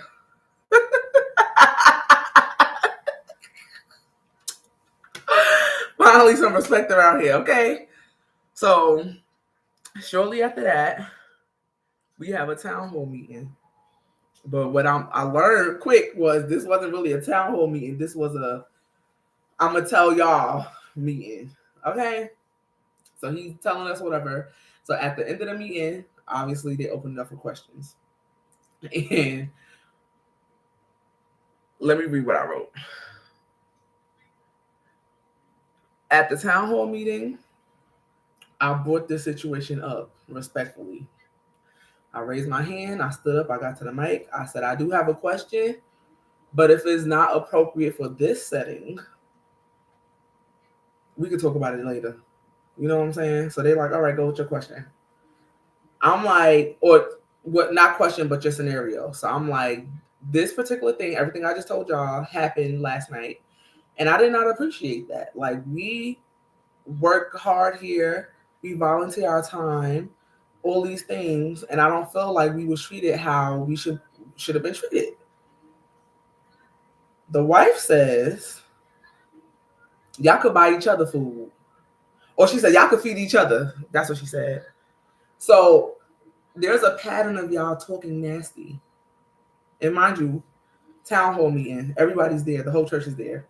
And some people might say, well, I brought that on myself because I brought it up. But also, isn't that what a town hall meeting is for? To bring up questions, comments, and concerns about the structure or lack thereof of a particular entity. So the wife says y'all can feed each other. So in that moment, the girl that I told y'all has my name, she's sitting next to where I'm standing. So I'm like, I'm sorry, girl that has my name, but I need to say this. So I'm like, well, speaking of me and girl who has my name, we always be trying to, like, literally, I remember y'all, we were scraping up coins in my car and in her car, asking people for like $2-3 so we could get a Marco's pizza. So I was very offended by saying y'all could feed each other. And I'm like, girl, we do feed each other. And I end up like, telling that example. So then how we scrapped up money just to get to rehearsal, but she dismissed me. Another member compared the situation to a job. She said, well, if you was at work and you ain't like how your boss treated you, you would still work there because you're getting paid. And I said, well, that's the difference between working and volunteering. I'm not getting nothing for this. So the least I could do is treat me with respect. Then I said, we are not getting paid with volunteers. The pastor shut down the conversation. We could talk about this later. And we never did, of course. So that was the lack of appreciation and the catalyst for me leaving. Is catalyze more than one catalyst? Because it was like a effect of things that caused me to leave that place. So part 10. We getting close to the end, y'all. Thank y'all for sticking this out with me. I love it here. I love y'all. Again, if y'all can share, like, get the word out, comment, let me know that y'all here, that y'all support me, send me some hearts and some love, because again, this is not easy. This is a very difficult thing to do, especially to clearly see a naysayer. But I'm not gonna back down. I'm gonna do what I feel like I was called to do, and there's that. So part 10, the martyr role and emotional toll. Being at this place, I became the person everyone came to when something was wrong. Somebody to complain to. Thank y'all. I see y'all. I see y'all. Oh, wow, you saw how they did this, or this new person came, or they always want to tell me because they know that I will be like, excuse me. Y'all see what's going on here? But nobody else wanted to be the one. I was the designated one. And I kept getting stomped on each time. So when the time came to stand beside me, even at the town hall meeting, none of the praise and worship members said anything. So then it's like, am I in the twilight zone? Like, do we not, or do we not agree that this was not cool? Like, So nobody stood beside me. I was always alone. My outspokenness made me a target, but I couldn't stop advocating for fairness. I remember crying one night at the church, and my best friend, who was a girl that went to high school with me, she moved to Atlanta. We became roommates for about 2 years. Um, when I came home, I was crying, and she basically asked me, "Why do you keep going there if it makes you so sad?" That was an eye opener for me because I'm like, I don't know. Why do I keep going there? Because it makes me so sad. Church brain. Because I'm supposed to, right? I love God. I love the church. I'm supposed to serve. This is my calling. You know? So that was a piece. Yeah, I need some more water.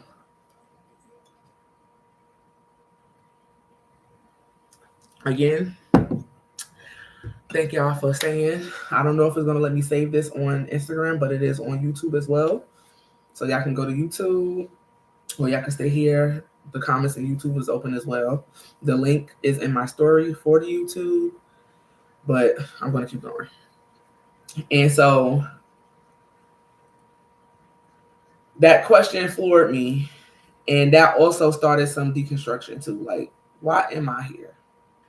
So the beginning of my exodus, I already talked about that. So after the recording fallout, or the the town hall meeting fallout, it became clear that my honesty, or honesty period, wasn't welcome. Speaking truth to power was treated as rebellion. My efforts to communicate were always met with dismissal or silence.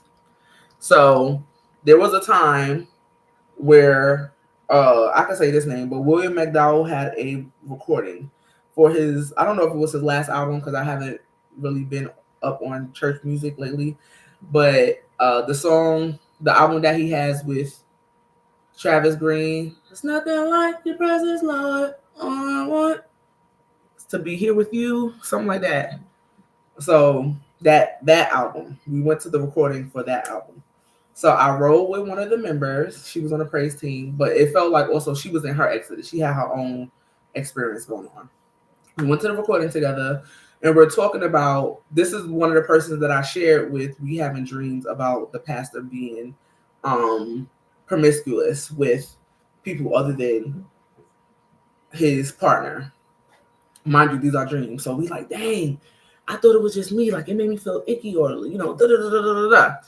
So we're talking about all the things that we notice and we're seeing in the church. And it even got to a point where, guys, I told y'all I'm Pentecostal. I grew up Pentecostal and very churchy, mean ushers, where you don't be on your phone, da da da. It got to a point where I did not care about that church. I was doing whatever I wanted. Being on my phone, going out, like, that's when I knew that I had checked out.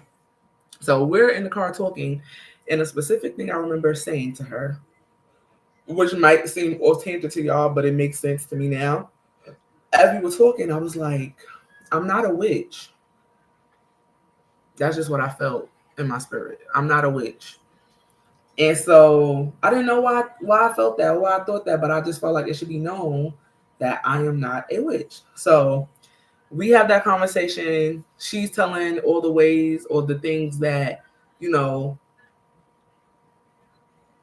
even matter because it's not about her. But she's staring. She's staying her story. I stayed getting into it with the ushers. That's when I knew I had to stop going. Okay, period. So we're sharing things back and forth. I just want to make it about me.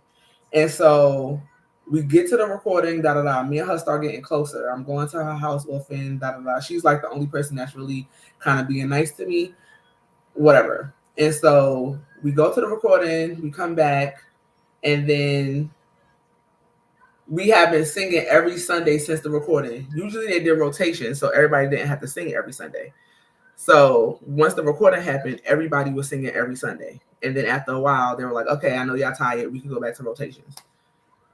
So when we went to rotations, then that means that I don't have to sing. So that means that whatever I want to do with my Sunday, I can do, right? No, it doesn't. So we ended up going to visit another church. Okay. We go visit the other church, and these people at this church, I will not consider them my friends. I will say that I was a minister, they was a minister, and they were friends with the people already. So I was just an associate or there by association. So after that service that day, we all standing outside the church. You know, ministers always leaving the latest, you know. So we standing outside the church. I need to get my phone charger too. Babe, babe, do you got a stand for my phone? No. Did I throw away that pink stand upstairs? The one you sat on the floor? The one I sat on the floor? What you mean? The one that stood up? Yeah. I ain't seen that since you had the baby, the kids were born. All right, y'all. On YouTube, y'all might have to go to, on Instagram, y'all might have to go to YouTube because my phone is on 13%. And I could try to N-word rig it to make it work, but I don't feel like doing all that. So, where was I? After church, we all conversing. And we're, to me, having a heart-to-heart about our experiences at the church. But this is when you learn you can't really share too much or talk too much. So how I want to set it up, babe, I need, if you don't have to do this though, but I'm just saying. I need a place to set my phone on and a way to charge my phone. The charger I got is the new charger, so it's not going to plug up to my computer. And so those are the two things. I appreciate you. So we all talking about, you know, the problems that we have in our church individually and, you know, at either churches. Baby, by the time I got home, everybody knew. So Wednesday night is the Wednesday night service. I go to the service, you know, I sing, I go to the rehearsals, da da da. And if I'm not mistaken, but I don't remember, I was either told not to sing that Sunday, that Wednesday, or I sung, but the energy was just off. So after doing that, I'm like, okay, something's odd. Like what? So I think that night or the next day, the praise and worship leader calls me. Now, two things that you should know about me, or one thing, something that you should know about me is that two things that I despise and don't like, or it's going to automatically trigger me to have attitude. One, I don't like being pressed, like being pressed about a situation, like you about to do something to me, like. And I don't like when people be fronting, like, what you lying for? So I'm on the phone with the praise and worship leader. She was like, you said this and this and this and this and this about the church. And I'm like, whoa, hey, let's get it. I'm like, whoa, no, I didn't say that. I said this, or, you know, trying to clarify. And the thing that really hurt my feelings the most is the fact that I felt like because I was serving under that ministry so long and you don't know me or know my heart or know that I wouldn't say that or whatever the case may be, that's really bothering me because I protected you. You know what I'm saying? And also that person, as the praise and worship leader, not giving too much, she had fallen into sin, a visible sin. Okay? And all during them 9 months, Ryder, nobody better talk about protect her. But when it was my turn, I was really thrown into the lion's den, which really hurt my feelings also. Hold on, I'm getting shot. Thank you.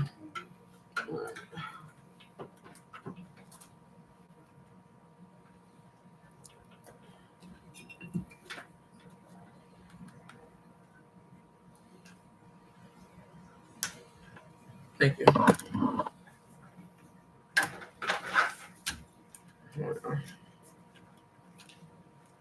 All right.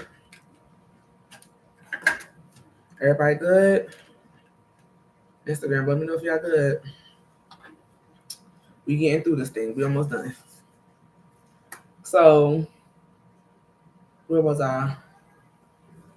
Yeah, she pressing me. So, as I'm trying to defend myself, like, no, I didn't say that, or this is what I meant, and I can't believe that you don't know my heart and all these things. She started to talk to me very crazy, like as if she wanted to fight me.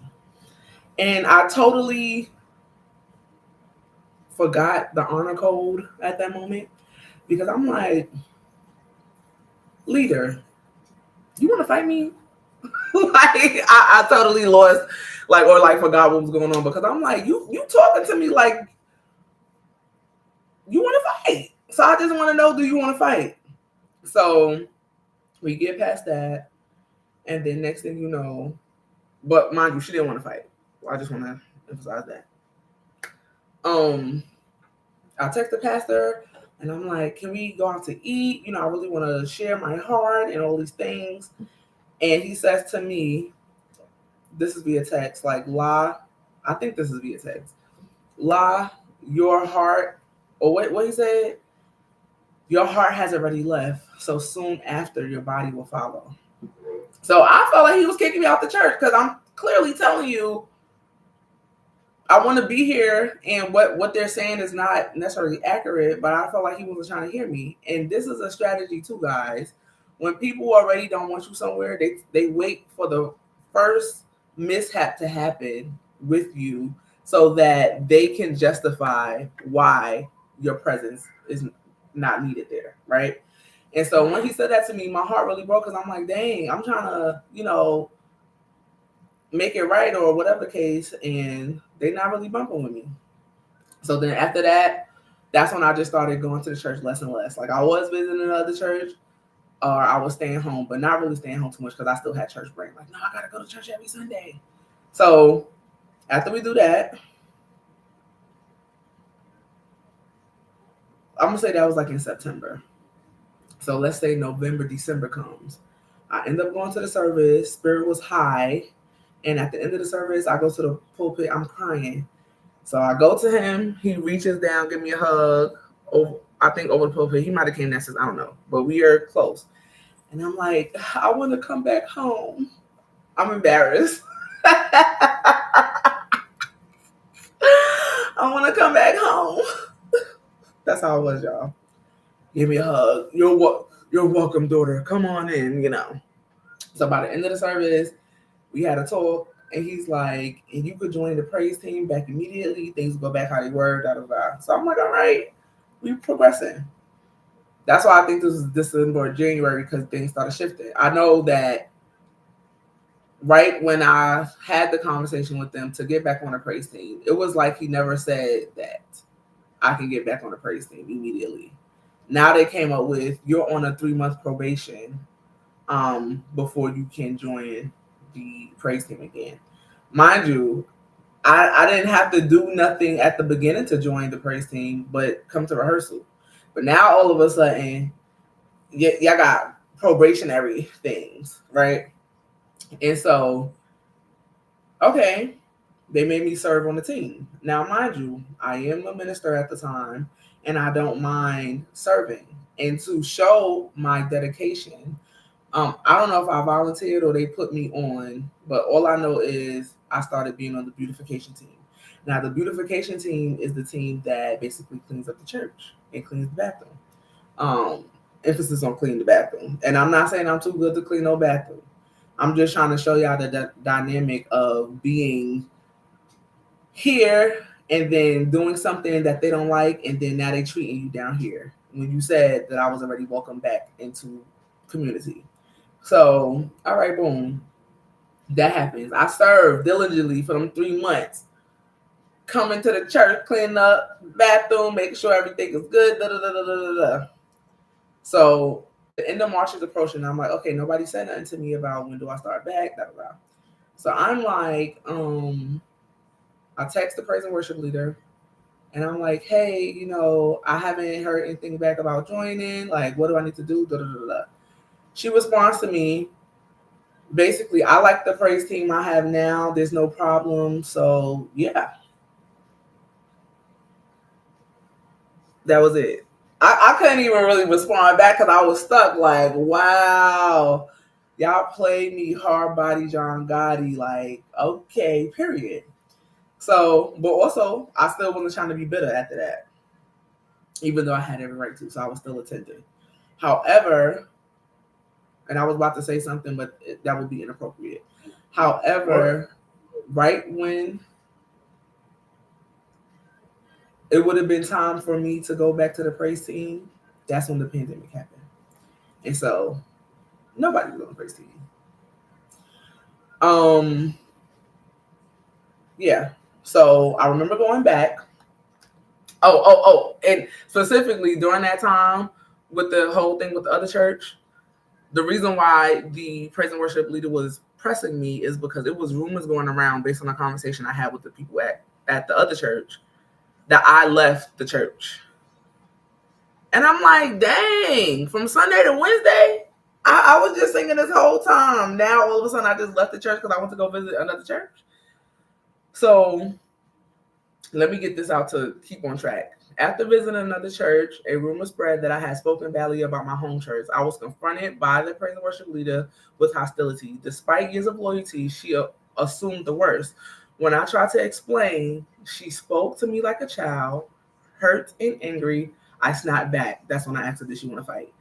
I was told not to sing anymore. Then I text the pastor asking him to meet up and talk things through. He replied, your heart left already, and soon your body will follow. That was the moment I realized I already have been written off. I began to drift away for good. Okay. Part 13, rejection, prophecy, and the breaking point. Eventually, I tried to return. During the altar call, I told him I want to come back. Okay, I already read all of that. And she said, I actually like the team better without you. Okay. Around this time, the pastor prophesied that I should apply for my PhD. Immediately, I got accepted, blah, blah, blah. So now we're going into me actually leaving. So the pandemic happened. People were still trying to figure out what to do. So some people closed all the way. Some people just went virtual, da, da, da. So I remember I went to a particular service. If you look on the flyer, it's the picture at the top. In the middle, I have on like this brown leopard dress with glasses and braids. It was that Sunday. I went to church that Sunday, and the message was cakes. But y'all know what cakes is, right? He don't want none unless you got buns, hun.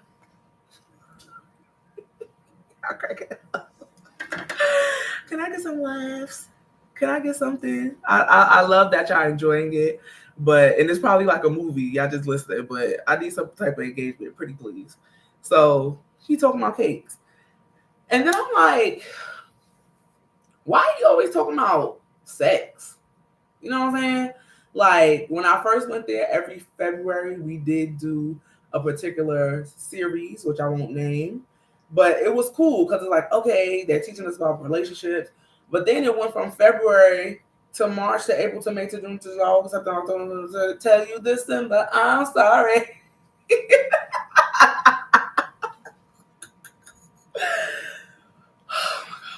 Sometimes you just gotta laugh to keep from crying. So, that's what happened. So I'm like, I don't really like this. So I think I ended up leaving that Sunday. And there were more messages like this to follow, right? So now, however much time passed, I'm still going to visit. And I'm talking about between like when the situation happened of me having to serve and then the pandemic happening and then sporadically going to the church. So I feel like there was moments that I did go to the church as like I'm doing now. It was specifically because one, I did miss the camaraderie with the people because it's like I felt completely alone. And y'all know how the pandemic was. Like we were legit isolated. So I will go, but also with fear, like dang, how they gonna receive me, you know? And so, but also it was given, I'm not scared of y'all, and I'm gonna go wherever I please. And if y'all don't want me here, get me out. So that was a self-fulfilling part. Like I had to really stand and walk in my power. So they ended up moving to another church. I went to go visit this church twice. The first time I went to visit this church, if you have a familiarity with tarot cards, right? You have major arcana. Ooh, tarot cards. Ooh, I'm just playing spooky season. But there are two types of tarot cards. You have the major arcana and you have the minor arcana. So the major arcana gives you, I think, 21 or 23 themes of life, starting from what's the first card? I can't remember. It don't matter. I think the first card is the Fool, and then the last card is, I think, the Wheel of Fortune. But in between that, you have the Tower card. Now, to describe this card, y'all can look it up. The Tower card is basically like a castle, you know, with Shrek got Fiona, like that part right there with the circle. And people are literally jumping out the building, like the building is on fire. So Tower kind of represents London's bridge is falling down. So when I go to the church, it's massive. And since I went there, the pastor's goal was always to expand and get a bigger building. As soon as I went there, I saw the tower, right? So I'm like, dang, let me be protected. So I went inside. I was like, okay, this is a nerve-wracking moment because some people might know me, some people might not. I don't know how it's going to be, but it was really a big church. So it was too big to really know if you was going to see somebody or not, you know? And that church has a very high retention rate or low retention rate because it's always new people circling through. I don't know if I should say allegedly, but that's from my observation. Remember, I'm talking solely from my knowledge, observation, and experience. So I go inside the church.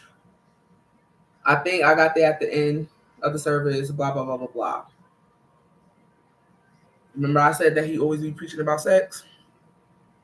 When I get in the church, it's a bed on the stage. That was not uncommon. But also, oh my God, it'd be the revelation. Now there was a bed on the stage and he's alleged to be in bed with somebody on stage. Things really be hidden in plain sight, guys. Becky, you still here? And I'm sorry, guys. My historian, y'all still here? So the message is basically you need to look under people's beds, right? Or more so, like, know what people's hidden skeletons are, was really the word. Look under people's beds. So he's sitting on the bed. If I'm not mistaken, the first thing he pulls out from under the bed is a pornography magazine. A bed on stage in the church. And it was very demonstrative. He'll bring a car inside the church. It was very, like, damn, can I share this? Help me, Holy Spirit. The pastor went to school for theater. That's all I will say. So it was very dramatic throughout the church. But also when you're young, you're like, oh, you know, this is exciting. I never saw this before. This is so unconventional, you know. And that's what kind of sucks you in. So he sits on the bed. He takes out a pornography magazine. But it's a real one, though, not a fake one. And he looking like, gotta be careful because you don't know who you laying in bed with. Mind you, this pastor always preaches sexual messages. All I'll say is the rose. Think of that. Pastor's preaching about the rose, the female satisfaction apparatus. Okay? So he pull out the magazine, The next thing he pulls out is crystals. You better be careful because they might have crystals or theatrical. Thank you. They might have some crystals and you check out under their bed. So while he's doing all of this, mind you, all right, let me keep going. This is after my roommate passes away, and we're gonna get to that. So, and her passing helped to foster my obviously departure from the church, but also it opened my spirit up because that was a time, and again, like I said, it was during the pandemic. I was very sad. At that part, I was taking a African spirituality class. I just started my second part of my PhD because my majors are, I'm in a humanities program. My majors are English and Africana Women Studies. I finished all my English ones and all my like main courses, and now I'm going to the AWS courses, which includes African spirituality. So I tell my teacher what happened with the roommate, and I'm going to go to that story, but it opened me up to my ancestors, different practices, even getting me to tarot. I'll talk about that after, or that could be another story time, because the point is this: while he is doing the crystals, Holy Spirit, my spirit, tells me to get up and go to the bathroom. I get up and go to the bathroom, but I can hear them over the speaker. And I have pictures. Like everything that I'm talking about, either I have a picture or something associated with it to let you know that I'm not fibbing. So I'm in the bathroom. I took a picture while I'm in the bathroom and I could hear her. The next thing he takes out, I don't know if it was a TV in the bathroom or if I didn't see I didn't see the actual video until it was on TikTok and circulating around. But I was there that Sunday.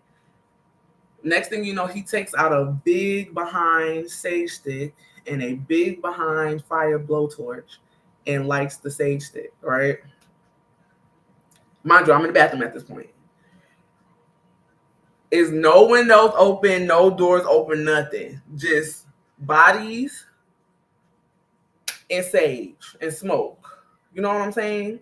And so, in my opinion, I can't validate if it's true, but y'all remember when I said I'm not a witch? Part of that too was because, or this happened afterwards, once I started in my spiritual journey, that is what the word was around the church. And I'm happy that I told myself that, or Spirit told me that, because that could have broke my heart. But even with that, if people study and get the etymology of the word witch, it would be a different thought process.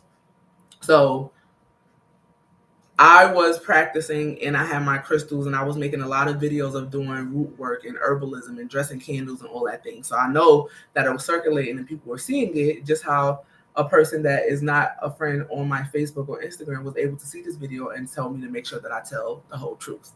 So the people are watching. And so I believe that he was mocking me that Sunday. Or I had inspired that, allegedly. I do not know. I just know what was happening in my life at the time and what that preachment was about.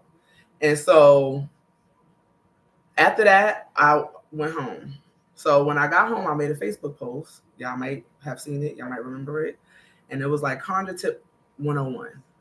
If you light or spray a cleansing apparatus, make sure to open the doors and the windows so that the agents that is cleansing has a space to go. Otherwise, they'll be running rampant, and now you just got spirits and smoke and people in a closed space. Come on. That's giving gas chamber. So then after that, I said, and after you do any of these cleansing apparatuses, make sure you do, I call like Palo Santo the conditioner.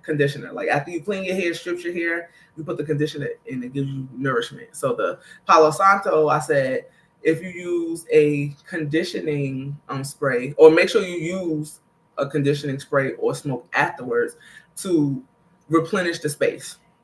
Okay. That was a time that I went. The next time that I went bearing gifts with the sprays that I make. I made 5. I gave it to some people. The 5th person I gave it to was another person that I called my best friend. Mind you, in this story, I'm talking about 3 different best friends in 3 different time periods. Okay? Well, I have talked about. I walked up to her. We hadn't really been talking that much. But also, I was telling her about the renewing of my mind, and she was just not effing with it. So I woke up to her and I'm like, hey, I have this thing for you. She looked at it and says, I love you, but no thank you. And mind you, I used to go to her house all the time, and I always took gifts to her house. Not necessarily, a spiritual apparatus, but that wasn't foreign for me to give her something. You know what I mean? And she rejected it. And I said, oh, wow. Okay, I see what's going on. So that was the second time I went. Then, let me read this. Even after resigning, I had what I call, let me go to my resigning. Okay. So those are things that happened. But mind you, at this point, I didn't technically resign from the church. I don't think I didn't resign from the church until like February of 2021.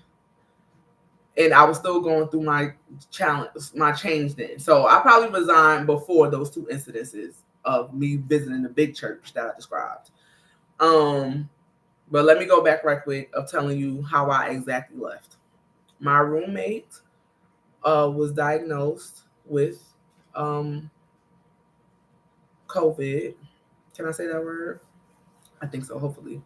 But she was diagnosed, and she came home from where she was. She took a flight. She told me that she wasn't feeling well. She asked me to come get her. We made jokes. She's like, girl, you got to sit in the back, but it was a really scary time. I but I took her to the hospital. We had our last moments, and literally we didn't know that would be our last moments because she passed away. So when she passed away, one of the newer pastors of the church called me, and he was just like, La, your roommate passed away. So I was like, whoa, what am I supposed to do? Like, what am I supposed to do? And the reason why that hurt me too is because she was going to the church, but I also would go to like different conferences and stuff with her. And she was, I felt like also that's when I was being introduced to a liberation gospel, right? And so after she passed, and I felt like she also was really trying to understand me. She accepted me for who I was. She made sure that I didn't stay in the house all day being depressed, that I got outside and got some sun, like just things like that. She cared about me. So when she passed away, my heart was really broken. Even during school, because she was getting her doctorate degree as well, but in chiropractic. Whatchamacallit? We just cared for each other. When it was my midterms or her midterms, I would take on the brunt of the task of the chores. When it was mine, she would do the same. It just felt like a healthy, flowing friendship. So when she passed, I was so sad. So the pastor calls, tells me the news, and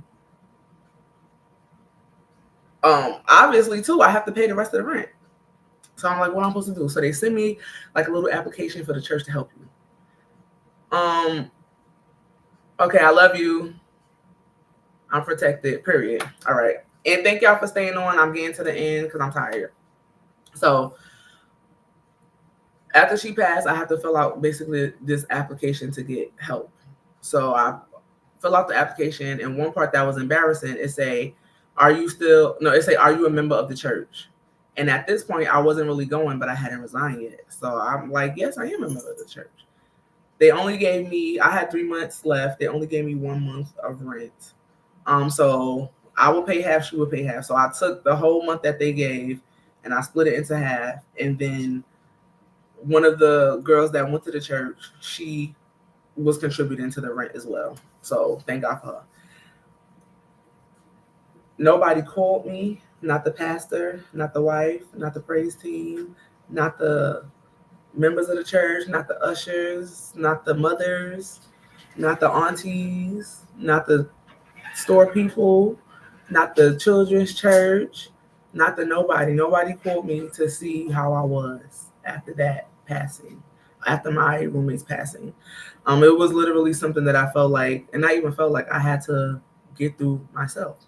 And so after that, that was the last thing I needed. Oh, and actually too, before that, because I was looking for a job, I applied to the school that they opened because I have a background in education. They didn't even look at my application. I ain't get no thank you, no nothing. So I was just like, you know what? I think it's really time for me to accept that these people really don't F with me. And they probably never did. So then I'm like, I feel released to write my resignation letter. Because again, I grew up in church. So you don't just leave no place wrong. You got to write your letter. So I write the letter.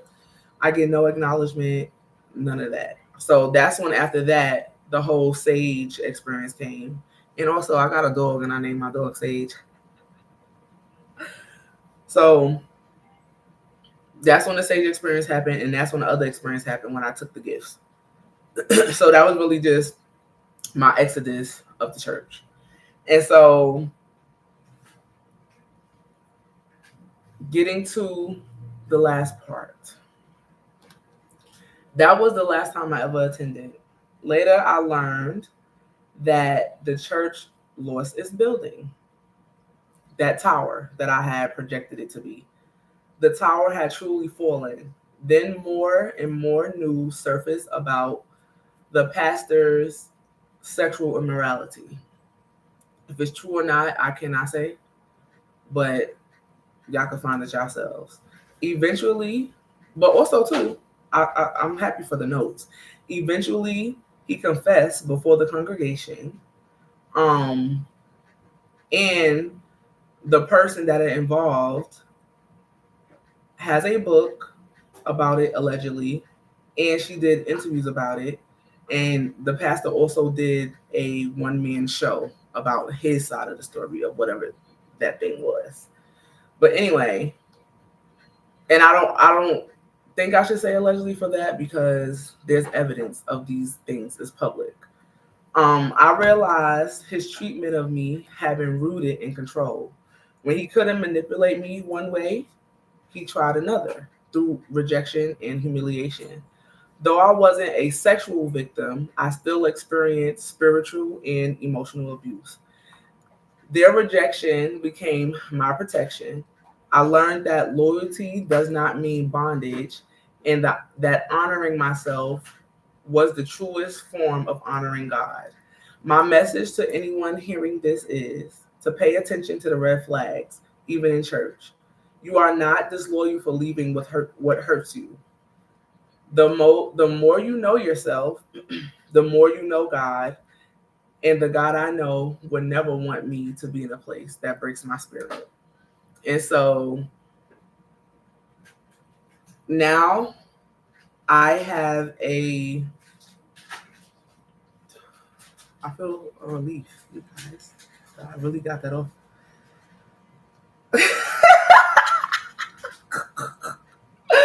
Can I get some thumbs up, some likes or some you go girl? Because I really got through that. And my final reflections and themes that I noticed, even when scripting this, is prophetic clarity, seeing the fall before it happened, God's protection through rejection. I was removed before the destruction, even though there were some things that happened that made me sad. I'm happy that I left when I left because I know that the members that stayed, their hearts were even broken more than mine. You know what I'm saying? So I just thank God for foresight and knowing to get out of a place.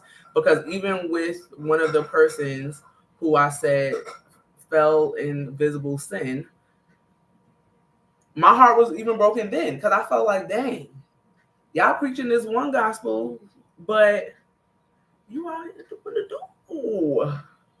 And I also felt like because I idolized her, if she can't stay chastened or chaste, who how y'all gonna think I could do it? You know what I'm saying? So that's when I also learned to stop putting your faith in other people. Okay. Emotional abuse, emotional and spiritual abuse, control disguised as care, public humiliation and isolation, shaming as a form of dominance, service as punishment, cleaning toilets, speaking up became healing. Serving as punishment, restitution weaponized against me, liberation through truth, speaking up became healing, faith reclaimed, relationship with God restored through self-knowledge, empowerment and healing, understanding that divine love and self-respect are inseparable. So if you are in a ministry and you are being led to be more committed and faithful to that entity or organization than you are to your own self and well-being and mental health and all of the things. And I would like to add, I definitely started therapy after I left because I went, this shit crazy. So sometimes you need to. Oh, and that I said that earlier when I told my pastor about the first time I got abused. If you are in a place or church particularly and there is no and you tell your pastor something traumatic that happened to you and they don't refer you to professionals, that is also a red flag. So I want to end this by saying this story is shared solely from my lived experiences and my perspective.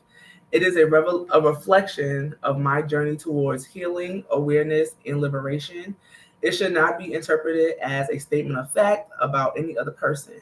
My goal is to offer my truth, encouragement, and a testimony for others navigating faith and recovery. I can say honestly now, I feel proud of myself about the decisions that I made. I do believe that church gave me a level of organization, not just that church, but just in general. But it also fear-mongered me. Like I was really just organized and did the things I felt like I was supposed to do because I was afraid that I was gonna go to hell, you know? So thank you guys for coming to my TED Talk. That was my experience at that church. I'm trying to think that I missed anything else. I'm mainly talking about the way that I was treated, the reason why I think I was treated that way. Oh, and also going to the scandal, the sexual scandal.